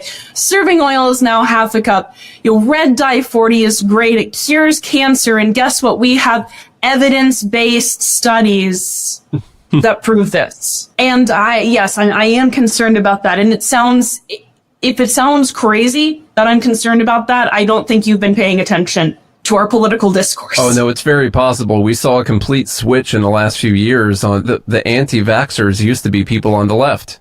Used to be. It's crazy. Yeah. And now it's so crazy how it happened. And people on the right were like, yeah, pharmaceutical companies and science and all this stuff, they're making all these great medical advancements, and people on the left, you're in your hippie communes, they'd be like, no, we're not going to take that. We're not going to vaccinate our kids. And now all of a sudden it's the complete opposite. It's such a weird thing that happened. And yeah, that can absolutely, it already is happening with the food.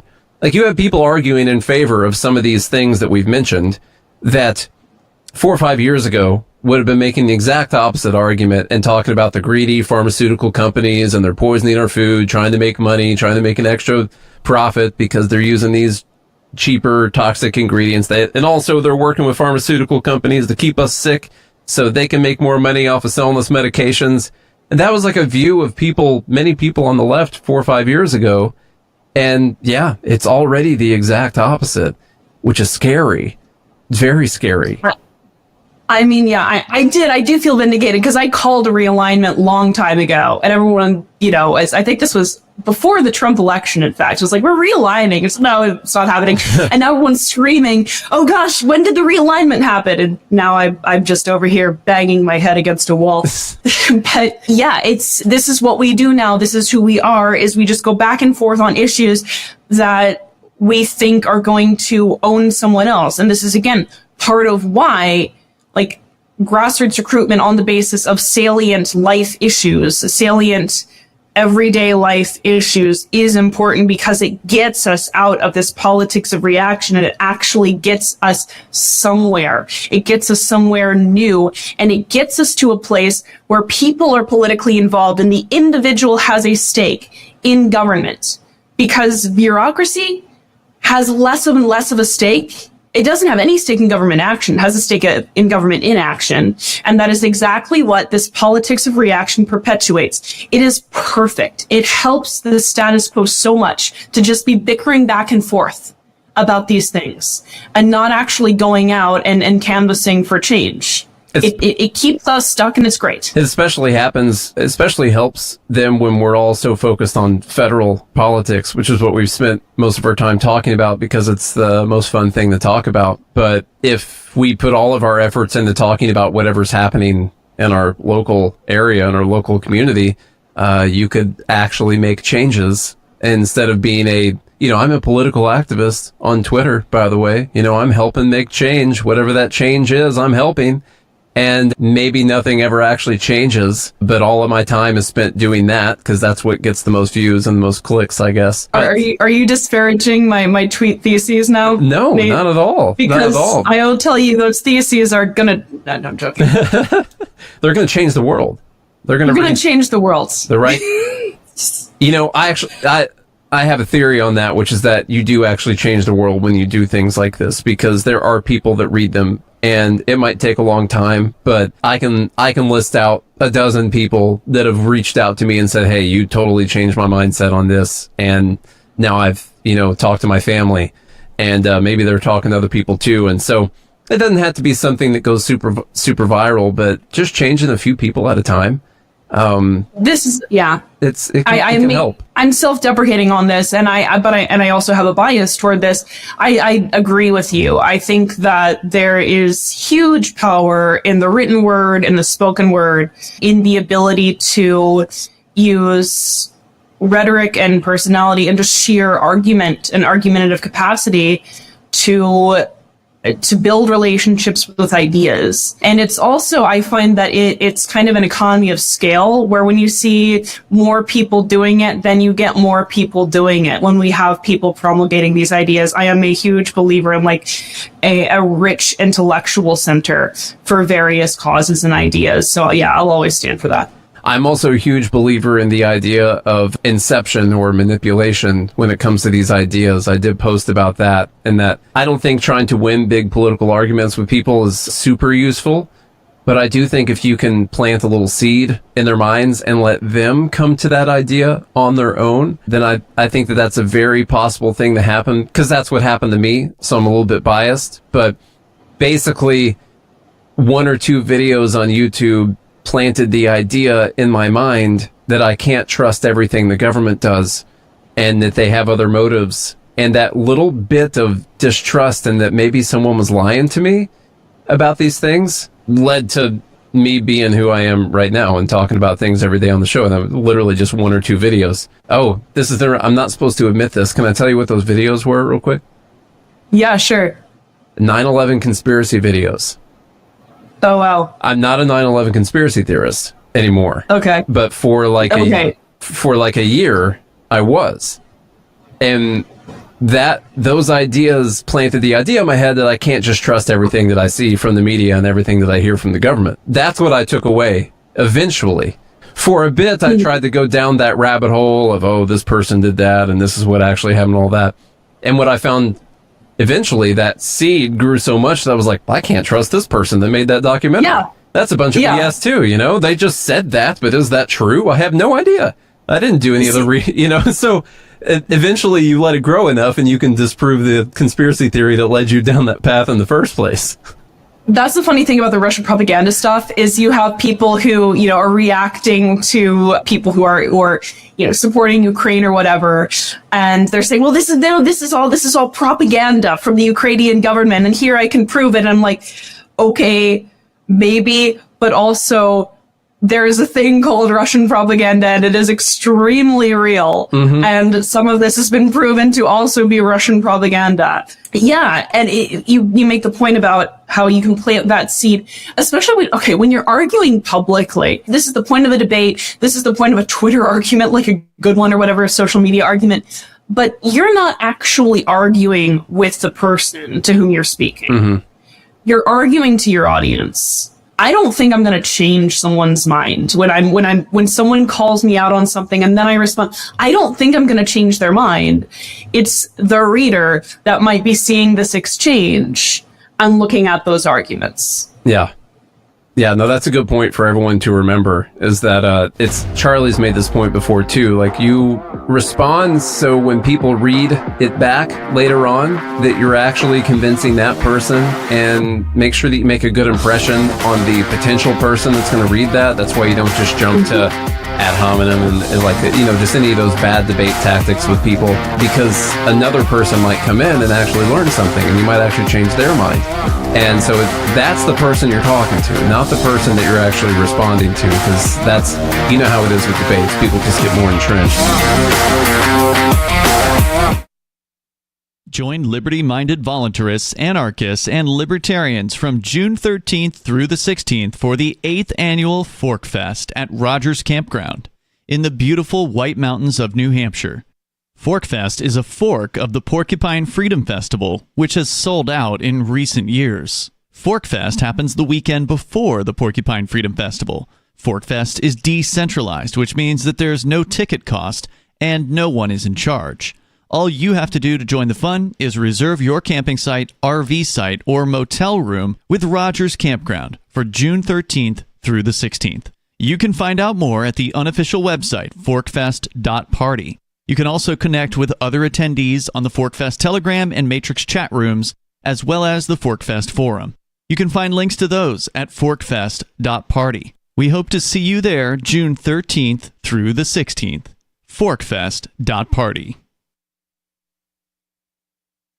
There are basically two types of advertising, direct response and branding. Radio's great for direct response with its low cost to listener ratio, but audio can't be beat for branding, which is a longer term endeavor. You want to be the first thing that someone thinks of when they think about your product or service. If you have a local business that you want kept top of mind in your community, call the station. If you need national reach, Free Talk Live's got around 200 radio stations, millions of monthly listening sessions, can suit all budgets, and if we don't think we're right for you, we'll tell you.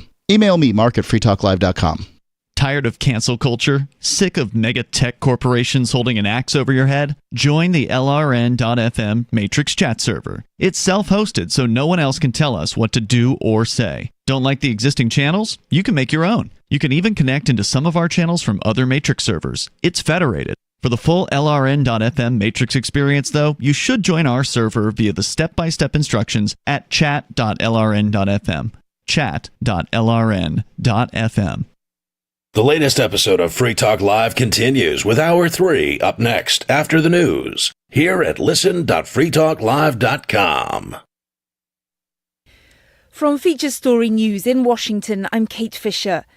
The United States says it has every hope and expectation that any political dispute in South Korea will be resolved peacefully and in accordance with the rule of law.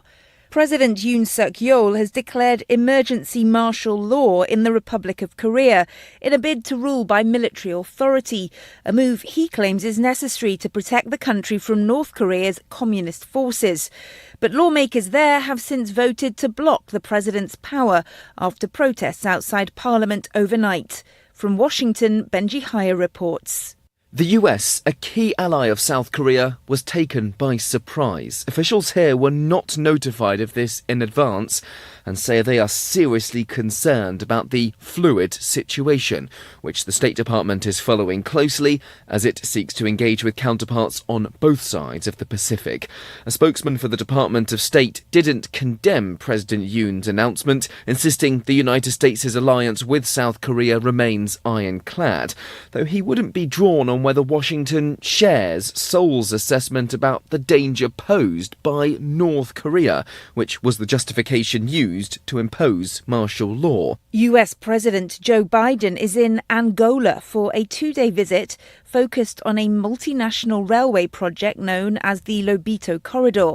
The railway line will transport copper and cobalt from the Democratic Republic of Congo and Zambia to Europe and the US once it's completed. Chris Ochamringa has more from Kinshasa.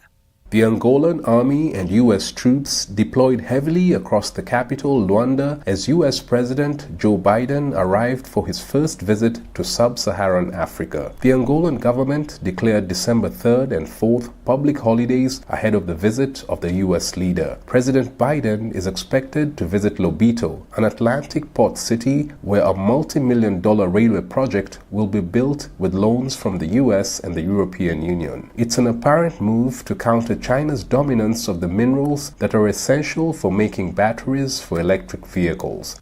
Shares in Italian-American car giant Stellantis have regained some ground after falling almost 9% on Monday. That was sparked by the shock departure of CEO Carlos Tavares from the conglomerate, which owns iconic brands including Fiat and Jeep. Our Italy correspondent Giles Gibson reports. After the sudden exit of its CEO shocked the market, Stellantis is now on the hunt for a new leader. The company issued a profit warning just 2 months ago, has seen weak sales in the key US market, and is struggling to compete with cheaper Chinese brands. From bureaus worldwide, this is FSN. With FSN Spotlight, I'm Simon Marks, looking in more detail at the extraordinary events of the last few days in Syria. The city Aleppo captured in a surprise assault by opposition fighters battling on behalf of the jihadist group Hayat Tahrir al-Sham. They oppose Syrian President Bashar al-Assad and the Russians who launched retaliatory airstrikes against them. Russia has been responsible for propping up the Syrian leader and keeping him in power despite his murderous civil war against his own people. Roland Oliphant with the UK's Daily Telegraph has reported from Syria on many occasions. It's really a bit of a mystery. I mean, I think something like this, which happened so quickly on Wednesday, took the world by surprise, took Syria watchers by surprise, doesn't happen without a lot of planning.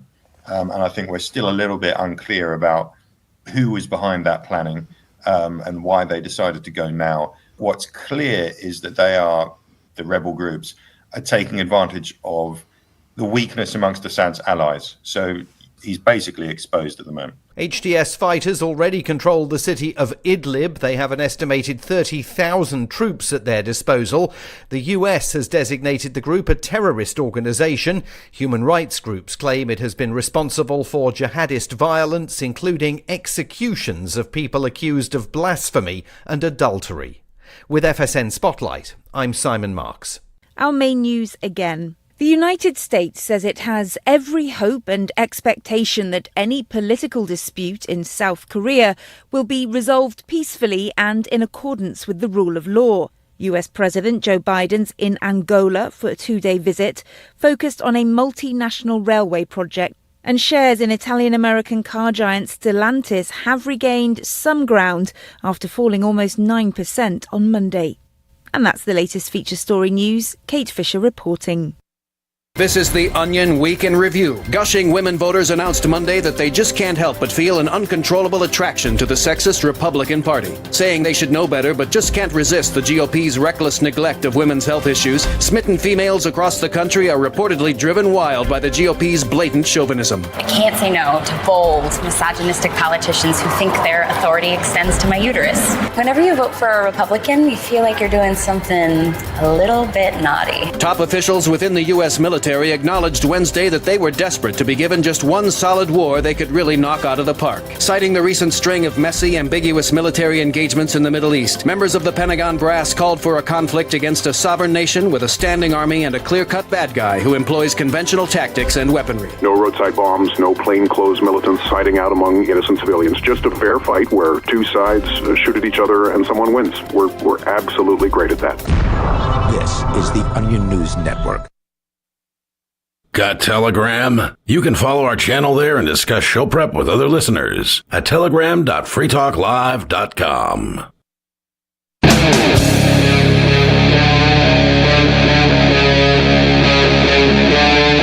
Free Talk Live.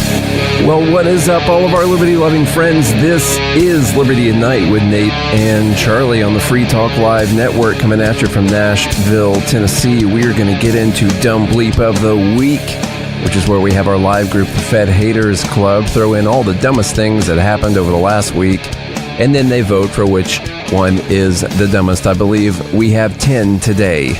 The first one here had a couple people submit this, but we've got Neil deGrasse Tyson on the Bill Maher show over the weekend, and this is someone who, unfortunately, I've always been really excited to listen to. Like anytime he was on Rogan or something like that, I always listen to the episodes. I would listen to his, he's got a podcast or whatever kind of show called Star Talk, I think. And, you know, when he's talking about the universe and space and black holes and all that, he's exciting to listen to. But it turns out really smart people or very knowledgeable people in specific fields can still be very dumb when it comes to basic logic and reasoning. So we're going to play a couple videos here of some exchanges that happened. Let me find the first one. Let me get that. I believe in this one we're talking about the person who ran Scientific American, and they end up talking about women and men in sports. And this is a scientist. This is a trust the science guy. This is a data analytics guy. No emotions, just pure logic, reasoning, data. except for when it comes to specific cultural issues, apparently. So let's listen to some of this. I'm going to tell you. Scientific American, the magazine. I remember when it was around when I was... grew up with it, yeah. Grew up with it. Yeah. Okay. Well, their editor had to quit. You saw this. Yeah, I heard about it because she expressed some opinions, right? Yeah. Okay, sure, but it sure didn't sound scientific. It didn't sound like the person I would want to be running Scientific American. Okay. It was a rant on Twitter. Okay, I could read it to you. It's really ugly. You know, I apologize to younger voters that my Gen X is so full of fascists. Okay, I'm not. Okay, I'm not a gasket right there. I'm not for. All right. Yeah. I'm not for canceling anybody on either side. Yeah. So But here's what I think is the scandal. What? This is in Scientific American. Yeah. Less than a year ago. Inequity between male and female athletes is a result not of inherent biological differences between the sexes, but of biases in how they are treated in sports. That's nuts. And it sure ain't scientific, and it's in Scientific American. And that's why the Democrats lost the election. It's true. Bill, every 20 minutes on your platform, you come up with another reason why the Democrats lost. You already have the answer. They lost the election. So anything you say is why true. they did it. First of all, you don't watch this show, so you don't know that. I know you don't, and it's okay. But you talk as if you do, and you don't. And that's okay. Just don't me. That's the one thing people can't ever do on this show is me. And that's fine. But I don't say that. I have very good reasons. But engage with the idea here. What I'm asking is, Scientific American is saying basically that the reason why an WNBA team can't beat the Lakers is because of societal bias. What you're saying is not Scientific American says that. An editor for Scientific American says that who no longer has the job. So don't indict a 170-year-old magazine because somebody... Okay, this is called Scientific American, and they're printing something because someone enters the cesspool that is social media and then participates in that exchange. So why can't you let's just talk about science? Why can't you just say this is not scientific and Scientific American should do better? Well, does she still have her job? No, not because of this. I said the scandal is not her tweet. The scandal, because that was like a year ago, was it? Which one was a year ago? I think a year ago women still couldn't beat men in basketball or any other sport, and it wasn't because of society. You don't see a problem. By the way, long distance swimming, women might actually have the advantage. Okay, my God. Good Lord. So long distance swimming, women might have the advantage. He refuses to actually talk about the point. Clearly, there is a biological advantage to being a man in many of these sports. This guy is supposed to be a scientist. Why can't he just admit that and say that out loud? He can't because his political views, his political and cultural views just muddy all that up for him, and he can't say it out loud. This is the problem with Trust the Science.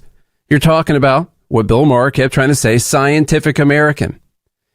And these are the people that put out the science that you're supposed to believe in and trust blindly. This goes even better when you couple it with another conversation they had about getting second opinions or questioning medical professionals. So you just can't question these people. There's no reason, except for the fact that you just had this person that was running Scientific American who said that there were the differences were cultural reasons between men and women.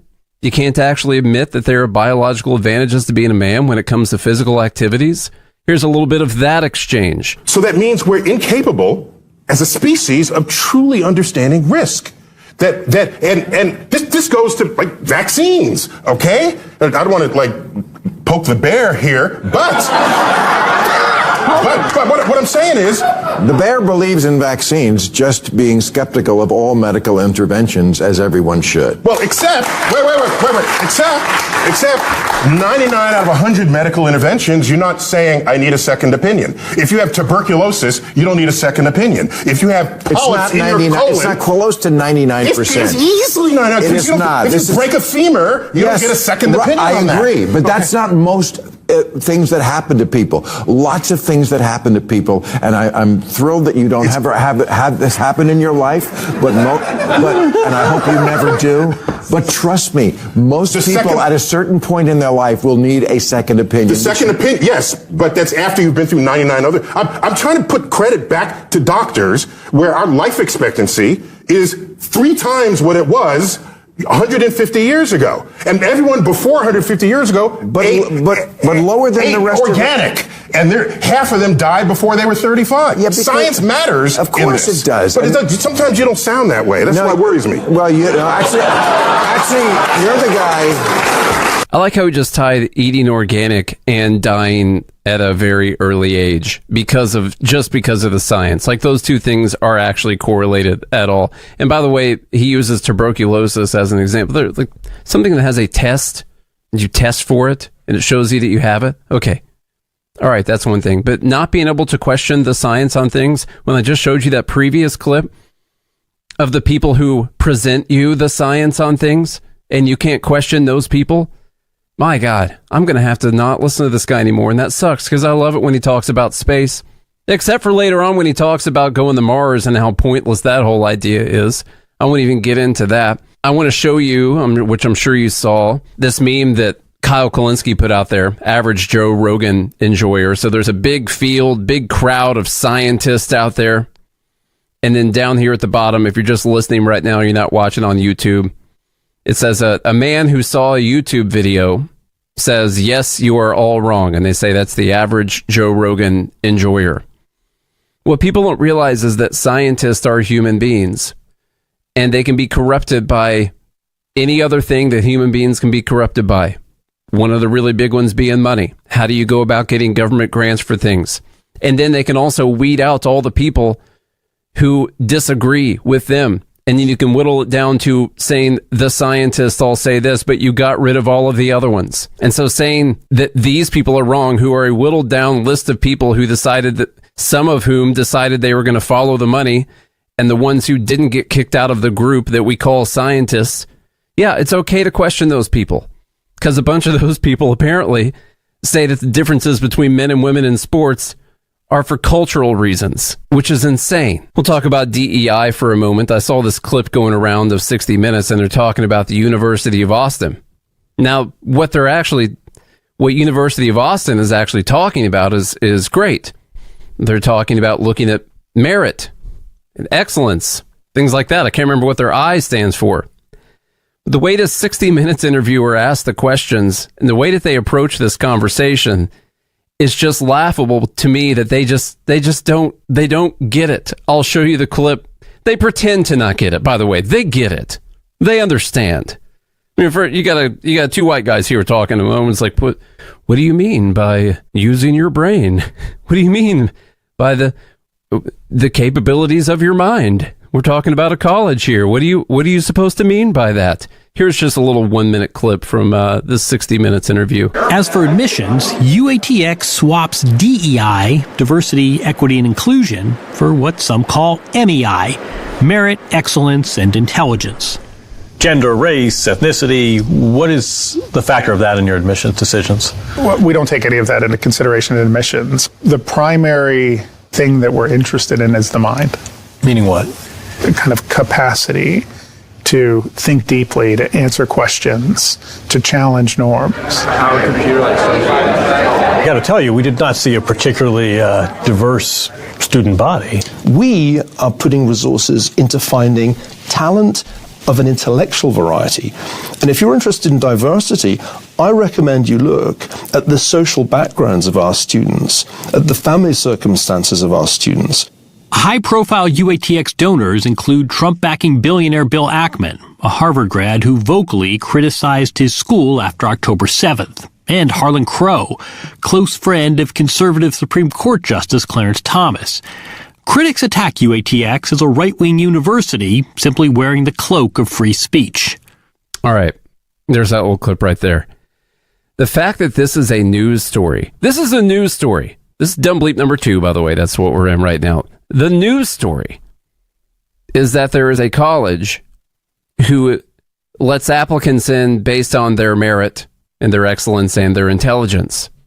They care about the mind. And this guy's like, meaning what? What do you mean by that? It's a news story. And oh, by the way, you need to tie it to Trump also. This racism here where they're only letting in the best people, you got to tie it to Trump. And the guy's going to make the case for, these guys all have diverse backgrounds. All these people here.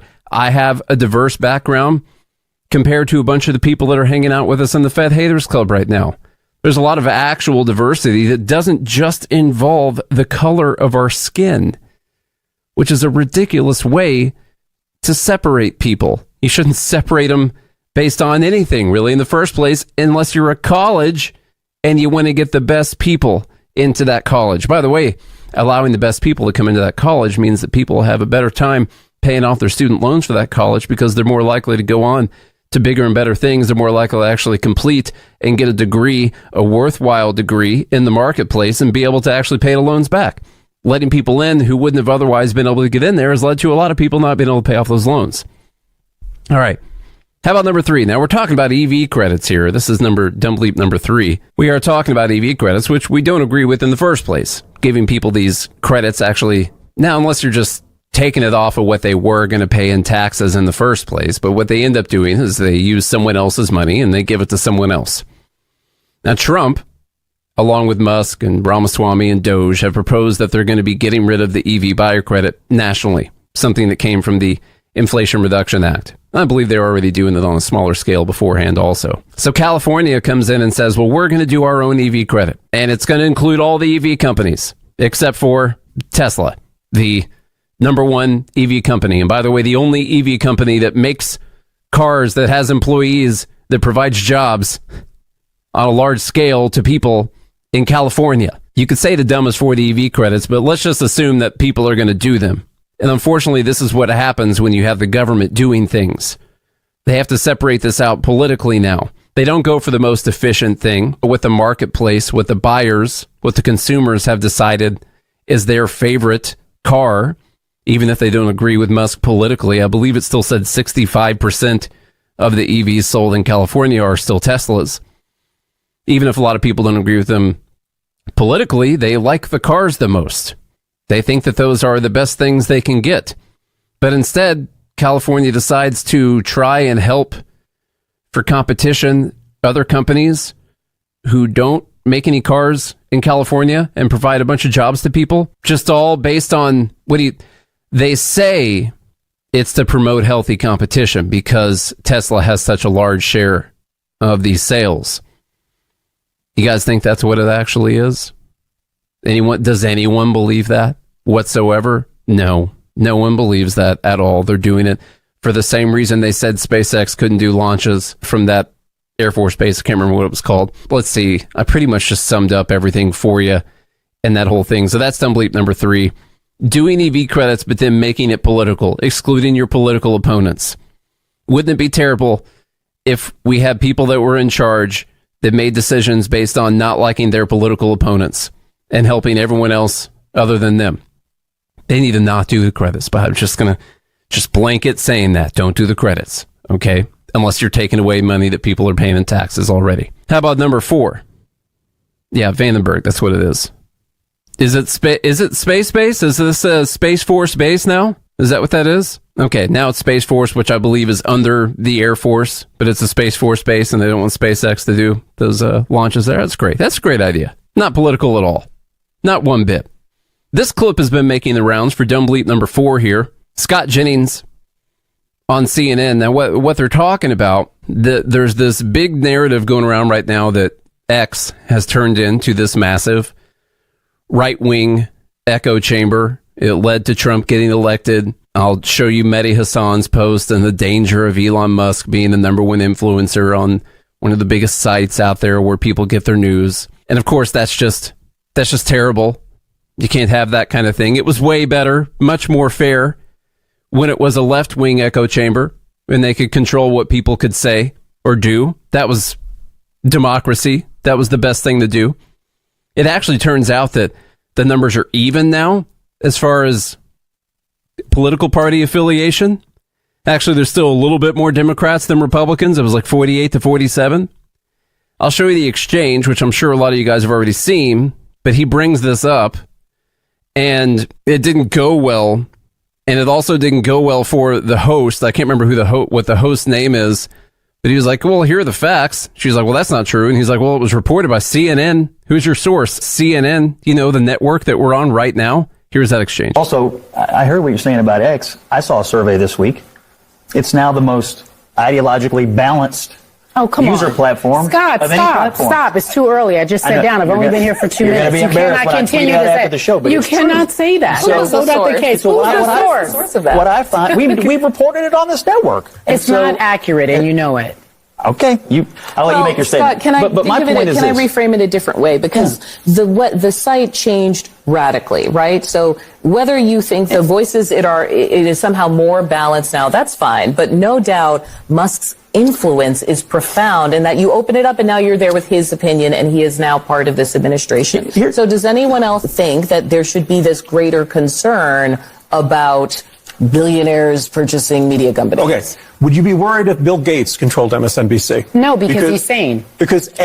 All right. So first off, they just talked about a concern of billionaires purchasing media companies. And he asked, would you be worried if Bill Gates purchased MSNBC? And they say no, because he's sane. So just to be clear, it's not about billionaires purchasing media companies, as if all of these companies aren't owned by billionaires. It's the billionaires that we like that want to push out what we want. And one of the other co-hosts here, or panelists that are here, talks about, well, there has been a massive shift. Yeah, the shift is towards it being more balanced, and they don't like that. Here's an actual clip of the CNN report that Scott Jennings is talking about. Now, they're reporting a Pew Research poll. You can see in the screenshot right now that in 2022, pre-Musk, Twitter was 65% Democrat and 31% Republican. And now it's 48% Democrats and 47% Republican. People that are using Twitter for news. So let's listen to that very quick 29-second exchange. This really gets at it. Look at this. The party ID among those who regularly use X/Twitter for news. Back in 2022, 65% of those who regularly use Twitter/X for news were Democrats. Just 31% were Republicans. Look at where we are today. Just a completely different picture. Now it's basically split between Democrats at 48%, Republicans at 47%. And what I should note, Mr. Berman, is this new overall makeup matches the overall electorate far better. So that's the problem here. It used to be 65-31 Democrat to Republican, and now it's 48-47, which matches the overall electorate much more closely. And this is the problem everyone is crying about. And it is really funny that she was like, well, that's obviously not true. Where did you get that? It's reported by CNN. It's reported on the network that you're talking right now. So I'm glad we got that moment over the last couple days. That was great. That's Dumb Leap number 4. I did add into this Mehdi Hassan's post talking about Elon. Mehdi says, when the owner of this website, the richest man in the world, the most followed man on Twitter, constantly, daily, hourly, posts again and again to tens of millions of followers that the media lies, that the media can't be trusted, that all media is corrupt and dishonest, you don't think that has a massive effect, not just on trust and polarization in society, but on election outcomes and political messaging, especially when it comes after years of Donald Trump doing the exact same thing? So he's complaining about people saying that the media lies, can't be trusted, that they're corrupt and dishonest. And this apparently is some sort of misinformation or disinformation. It's not just Elon Musk who posts about it all the time to all of his followers. This comes after years of Donald Trump also saying that the media lies and they're corrupt. This is just, instead of looking at those charts we've shown you before from Gallup polls and 31% of America having trust in the media, which is actually below Congress, or right around Congress. Instead of looking at that and saying, I wonder if we lie all the time and we should stop it. Instead, they just say, well, they're just getting brainwashed. This is just misinformation. Yeah, sure. You know what? Let's just keep doing that. Sure. Keep it up. I hope they learn nothing, I guess. Well, I sort of wanted them to learn something because it would be nice to live in a more honest and polite society that's focused on truth. But they'll all just lose their jobs. Okay? If Dems and liberals in general don't understand the way in which Musk, Trump, and company have cynically created an impenetrable bubble around their followers, primed them against a reality-based universe, preemptively undermined any negative stories about themselves, then Dems and liberals will never be able to win in terms of narratives or elections. It's key to everything. It's at the heart of everything. You see, that's why if you wouldn't have been able to get news from X, you just would have heard MSNBC or people like Mehdi, who used to be on MSNBC, or CNN, or whoever else it is, talking about how Trump was Hitler, talking about how he was going to put Liz Cheney in front of a firing squad, and how he called Nazis fine people, how he's going to be a dictator on day one. And if you weren't able to crowdsource that information or get fact checks or see community notes or see the alternative viewpoints or the entire clip, not just the one that they showed you on these media channels, you see they'd be able to win. But now, since people have full access to the information, they're never going to be able to win. Now, I think he's right about that. I think he just might be right as long as they keep full access to the information. We have some good news. The indictments against Ross Ulbricht in the District of Maryland were dismissed with prejudice, meaning they can never be refiled. This is especially good because those indictments contain the only charge ever made that Ross engaged in murder for hire. This was a serious allegation that Ross Ulbricht denies. It was never prosecuted or ruled on by a jury, but was trumpeted by the federal government and the media as if it were proven fact. The Maryland court held these indictments for almost 5 years, poisoning Ross's case and leaving him under a cloud of unproven allegations. As explained in Ross's appeal to the Supreme Court, the fact that the judge used these allegations to give Ross a draconian sentence of double life without parole violated his Sixth Amendment right to a jury trial. Judges are required to issue sentences based on convictions decided by a jury, not unproven allegations never even charged at trial. Although this is a positive development, the dropped indictment will not set Ross free. Now, a presidential pardon is Ross's only hope of freedom. Sign the petition at freeross.org. freeross.org. From Feature Story News in Washington, I'm Kate Fisher. The United States says it has every hope and expectation that any political dispute in South Korea will be resolved peacefully and in accordance with the rule of law. President Yoon Suk-yeol has declared emergency martial law in the Republic of Korea in a bid to rule by military authority, a move he claims is necessary to protect the country from North Korea's communist forces. But lawmakers there have since voted to block the president's power after protests outside Parliament overnight. From Washington, Benji Haya reports. The US, a key ally of South Korea, was taken by surprise. Officials here were not notified of this in advance and say they are seriously concerned about the fluid situation, which the State Department is following closely as it seeks to engage with counterparts on both sides of the Pacific. A spokesman for the Department of State didn't condemn President Yoon's announcement, insisting the United States' alliance with South Korea remains ironclad, though he wouldn't be drawn on whether Washington shares Seoul's assessment about the danger posed by North Korea, which was the justification used to impose martial law. US President Joe Biden is in Angola for a 2-day visit focused on a multinational railway project known as the Lobito Corridor. The railway line will transport copper and cobalt from the Democratic Republic of Congo and Zambia to Europe and the US once it's completed. Chris Ochamringa has more from Kinshasa. The Angolan army and U.S. troops deployed heavily across the capital, Luanda, as U.S. President Joe Biden arrived for his first visit to sub-Saharan Africa. The Angolan government declared December 3rd and 4th public holidays ahead of the visit of the U.S. leader. President Biden is expected to visit Lobito, an Atlantic port city where a multi-million-dollar railway project will be built with loans from the U.S. and the European Union. It's an apparent move to counter China's dominance of the minerals that are essential for making batteries for electric vehicles. Shares in Italian-American car giant Stellantis have regained some ground after falling almost 9% on Monday. That was sparked by the shock departure of CEO Carlos Tavares from the conglomerate, which owns iconic brands including Fiat and Jeep. Our Italy correspondent Giles Gibson reports. After the sudden exit of its CEO shocked the market, Stellantis is now on the hunt for a new leader. The company issued a profit warning just 2 months ago, has seen weak sales in the key US market, and is struggling to compete with cheaper Chinese brands. From bureaus worldwide, this is FSN. Our Matrix server is about as free as internet chat can be. Join the existing rooms or create your own at chat.freetalklive.com.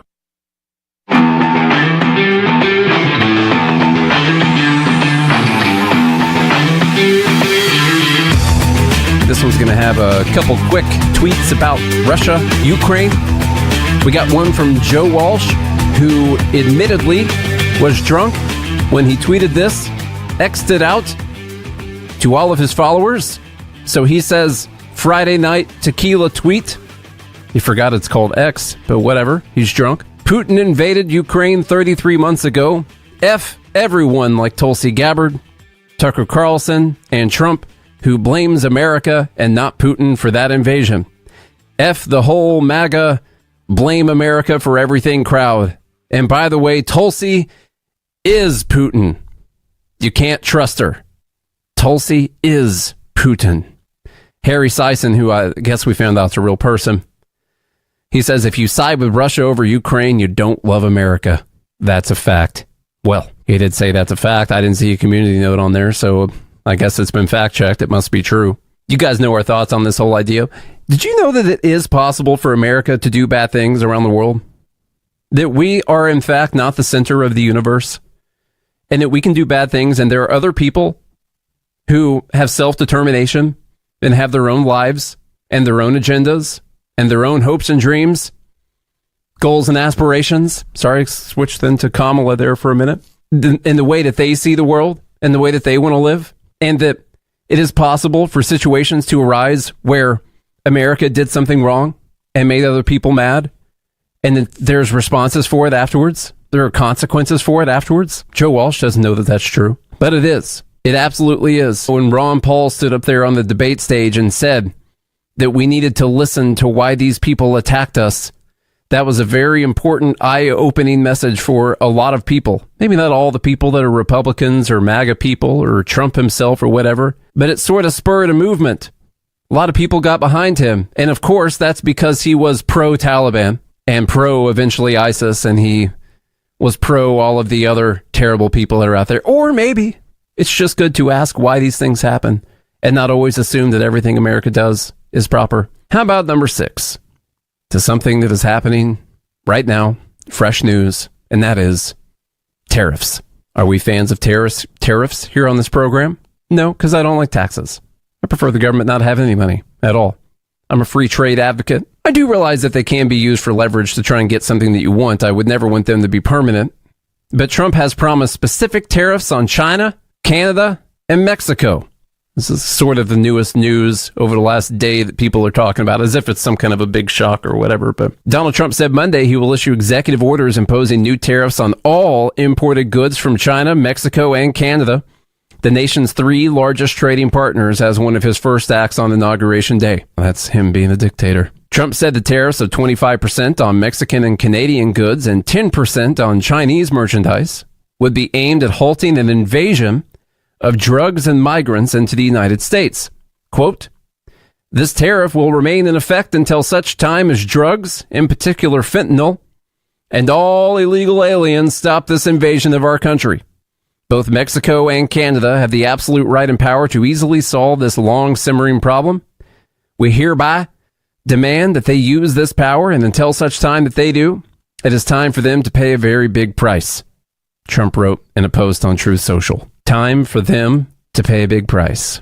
Of course, the issue with tariffs is that this is not a tax bill that you send to a country and then they pay it when they send you something.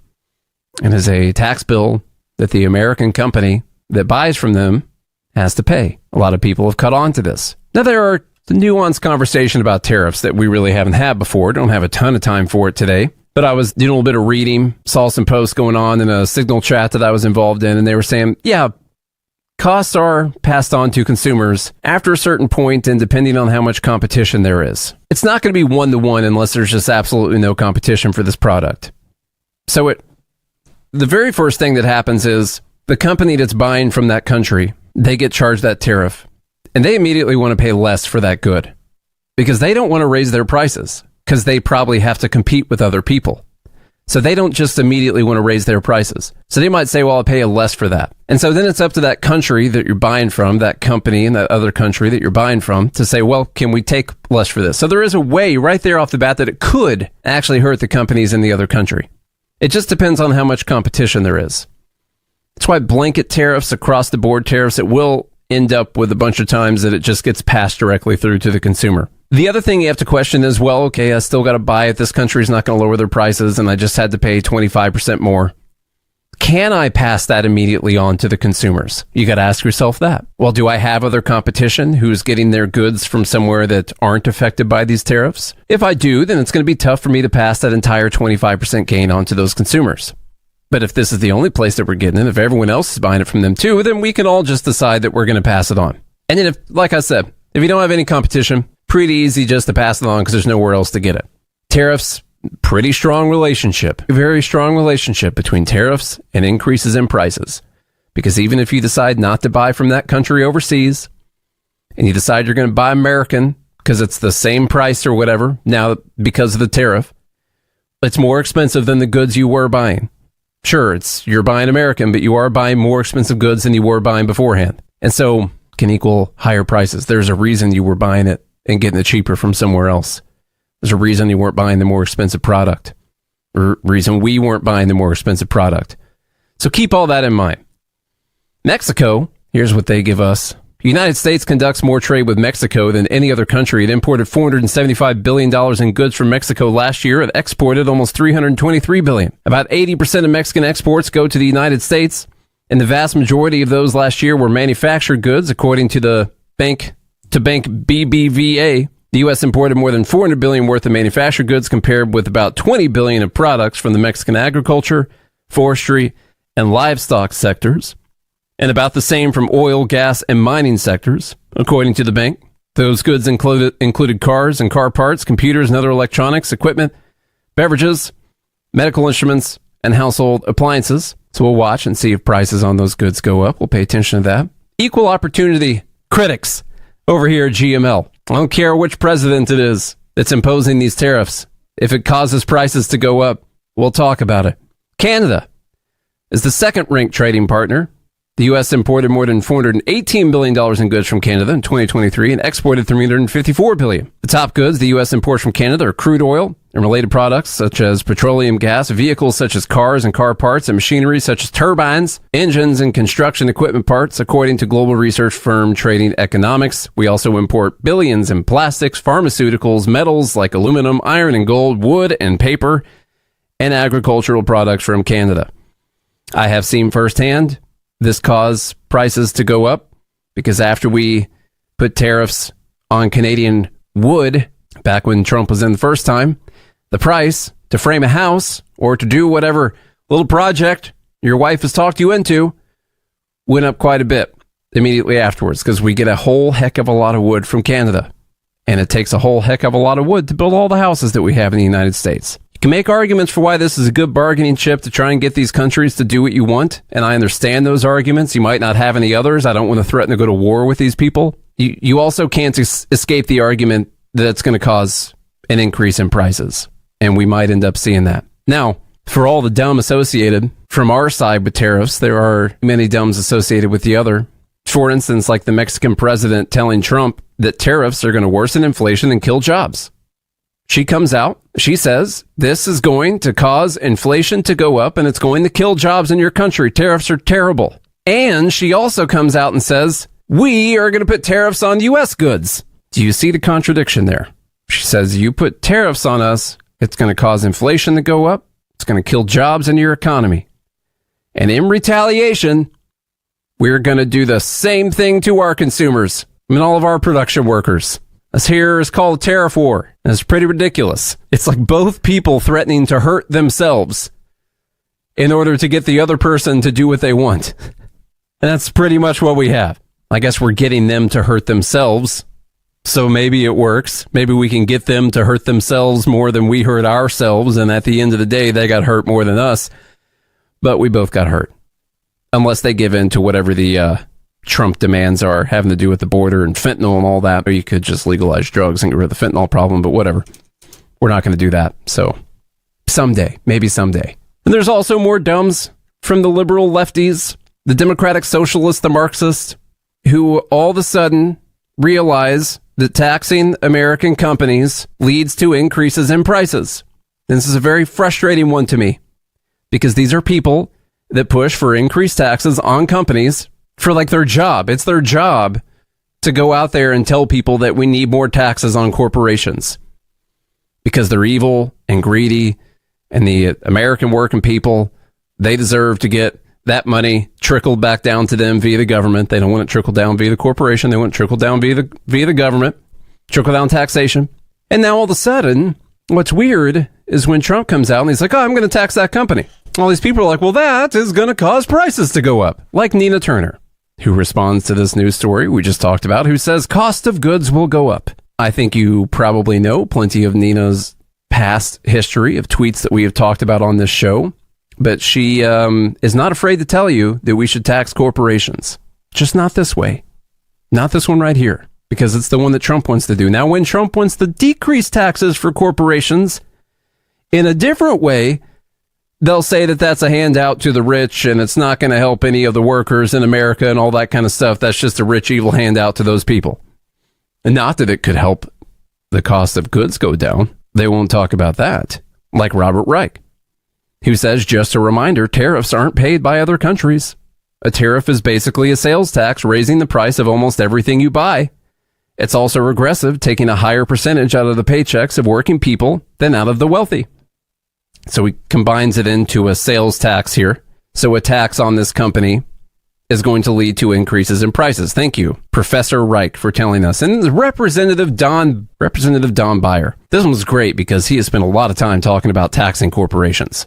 He says Donald Trump's first act as president will be to intentionally raise prices for the American people. Going to tax the corporations, it's going to raise prices. How about some of his past tweets, like this one in 2022, where he says the Republicans' biggest bill was a tax cut that they promised would help the middle class? It's extremely clear that the real winners were the rich and the corporations, some of the wealthiest of whom now pay a lower overall tax rate than the middle class. And of course, in these news stories he posted, he is talking about how the rich benefited more in real dollar terms. Yes, if you were to give the rich a 0.1% tax reduction and people who pay almost no taxes a 50% tax reduction, given their logic, it would still benefit the rich more than it benefits the middle class or the lower class. He also said, in 2022, the Senate just passed by far the biggest and most important climate bill in American history. It also lowers costs of healthcare and life-saving medicines. It's paid for by making the most profitable corporations pay a minimum tax. On Friday, we will take it up in the House. So this time, by the way, taxing the corporations is good because they're going to use the money to pay for these other things. So that's really cool. He also said, despite raking in record-breaking profits, many of the country's largest corporations pay zero or less in federal taxes. It's time they paid their fair share. A corporate minimum tax would make the tax code fair and raise significant revenue to help pay for the Build Better Act. Of course, it wouldn't lead to price increases, would it? That would be crazy. And how about one more from him? House Republicans just spent months threatening to wreck the economy. They said it was about deficits, but today they're pushing a new tax scam bill to cut taxes for corporations and the rich with little help for working people. More of the same failed trickle-down economics. Well, I thought that when taxes were higher on corporations, that equaled higher prices for everyone. And so, therefore, it would seem that cutting the taxes for the corporations could equal lower prices for everyone. I feel like that point was made several times when talking about tariffs, but they will not apply to income taxes because that gets into their Marxist class struggle that they all want to talk about, and the evils of rich people. And so they cannot talk about lowering income taxes to try and help people with prices. They can just call a tariff a sales tax, which it almost directly is, depending on what kind of competition the companies have. Let's move on to dumb bleep number 7. That was number 6. It's just called Tariff Wars. Tariff Wars. I don't like any taxes, by the way. I understand you can use them strategically, but I don't like it when the government forcefully takes money from people. I still don't. I don't care what argument we make for it. It's still a bad thing. I don't care who the person is. Number 7. How about the labor secretary pick? We've already talked about this week. I probably yelled about it a whole bunch yesterday. Lori Chavez DeRemer for labor secretary, who is one of 3 Republicans to co-sponsor the PRO Act. I called it the most anti-free market and private property rights piece of legislation I've seen since FDR was rolling around in the White House. The PRO Act does to the free market and private property rights what the Patriot Act does for Americans' privacy. It effectively nullifies right-to-work laws in 27 states, implements California's ABC test to reclassify independent contractors as employees, threatening the entire gig economy, forces companies to allow union organizing activities on their property, forces companies to give unions all of the names and addresses of their employees so they can contact them for organizing, and bans the companies from replacing striking workers, along with like 1,000 other pages of terrible things. Really bad. I was talking to a friend about this yesterday. I expected some bad picks from Trump, but this one actually surprised me, and I don't know why. I expected bad people.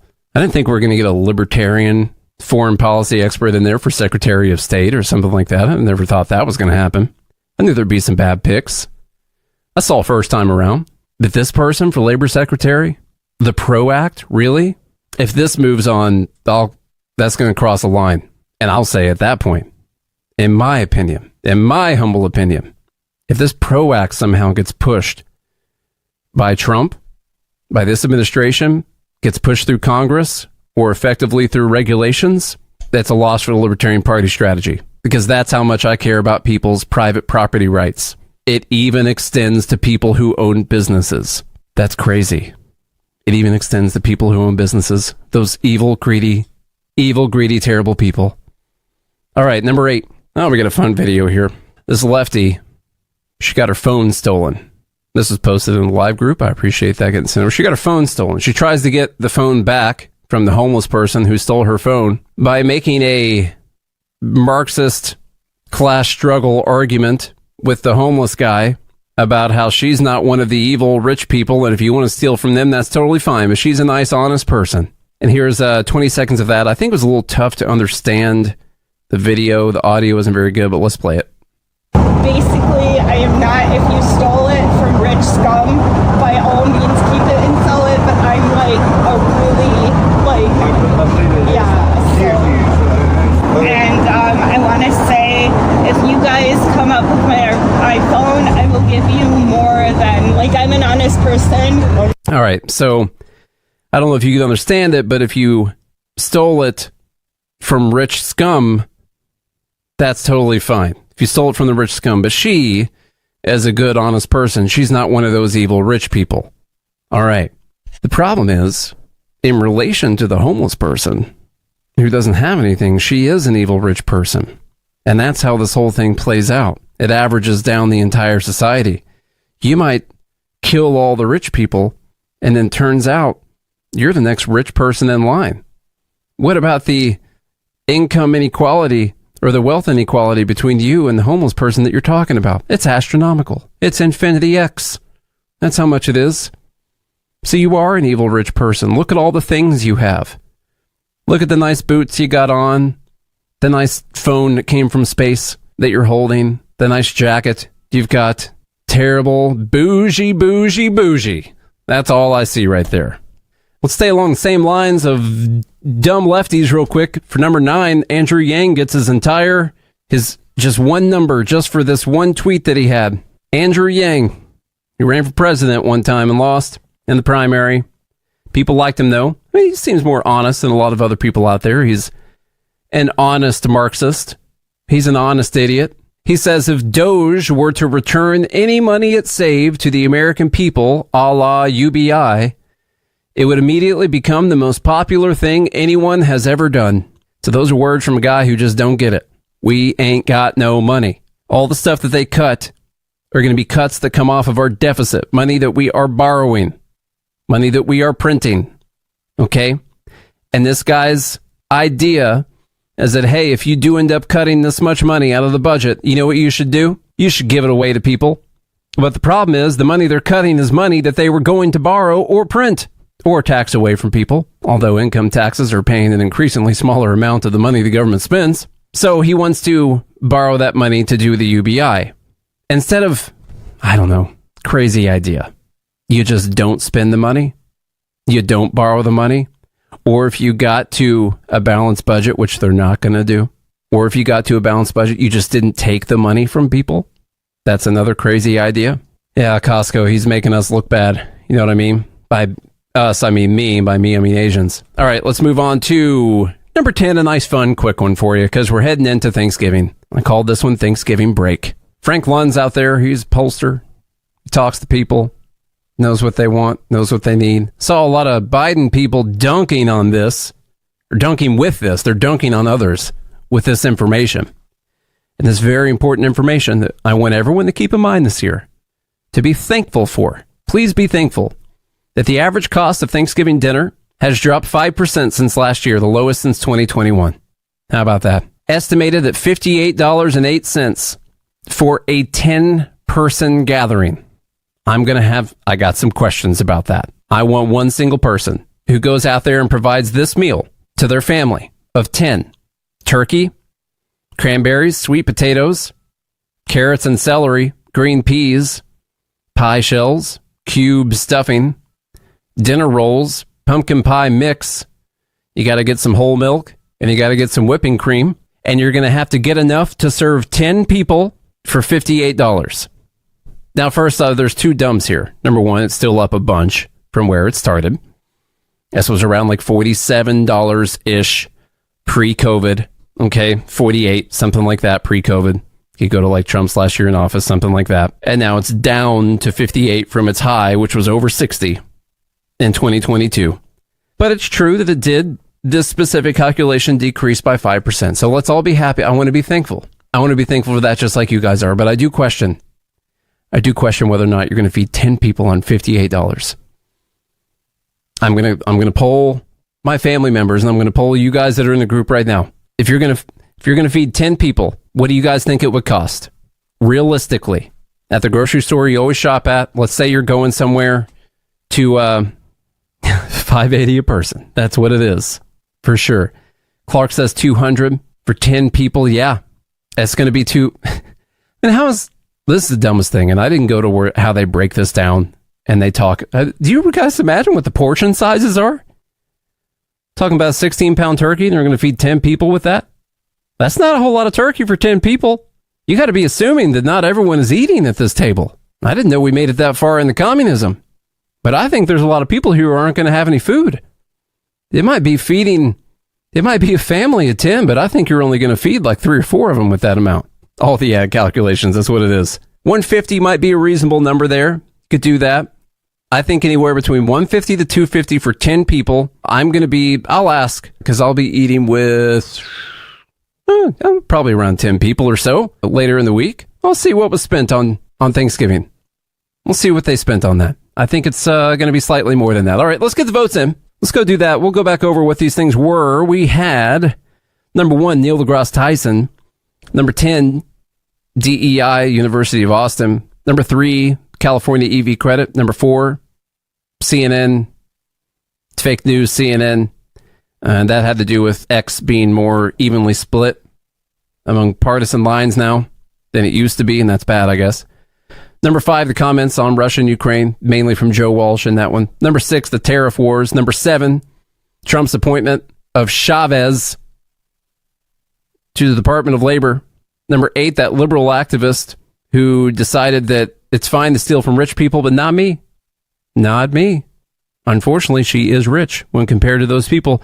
Andrew Yang, who says we should cut all of these programs and then we should still borrow that money and print it and give it back out to people. Probably spiking inflation like crazy when you do that with that UBI. Number 10, 5% off Thanksgiving. I love it. That's good stuff. All right, everyone who's hanging out with me right now, go to the Dumb Bleep of the Week voting channel. Get your votes in. Going once, going twice, going 3 times sold to Neil deGrasse Tyson. Dumb Bleep number 1. That hardly ever happens that Dumb Bleep number 1 wins. That means it really stuck in people's minds, and it was especially dumb. Thank you guys so much for hanging out with us this week on Liberty at Night on the Free Talk Live Network. Remember, we have a daily podcast called Good Morning Liberty that you can find on your favorite podcast app. We'll see you again next Tuesday night.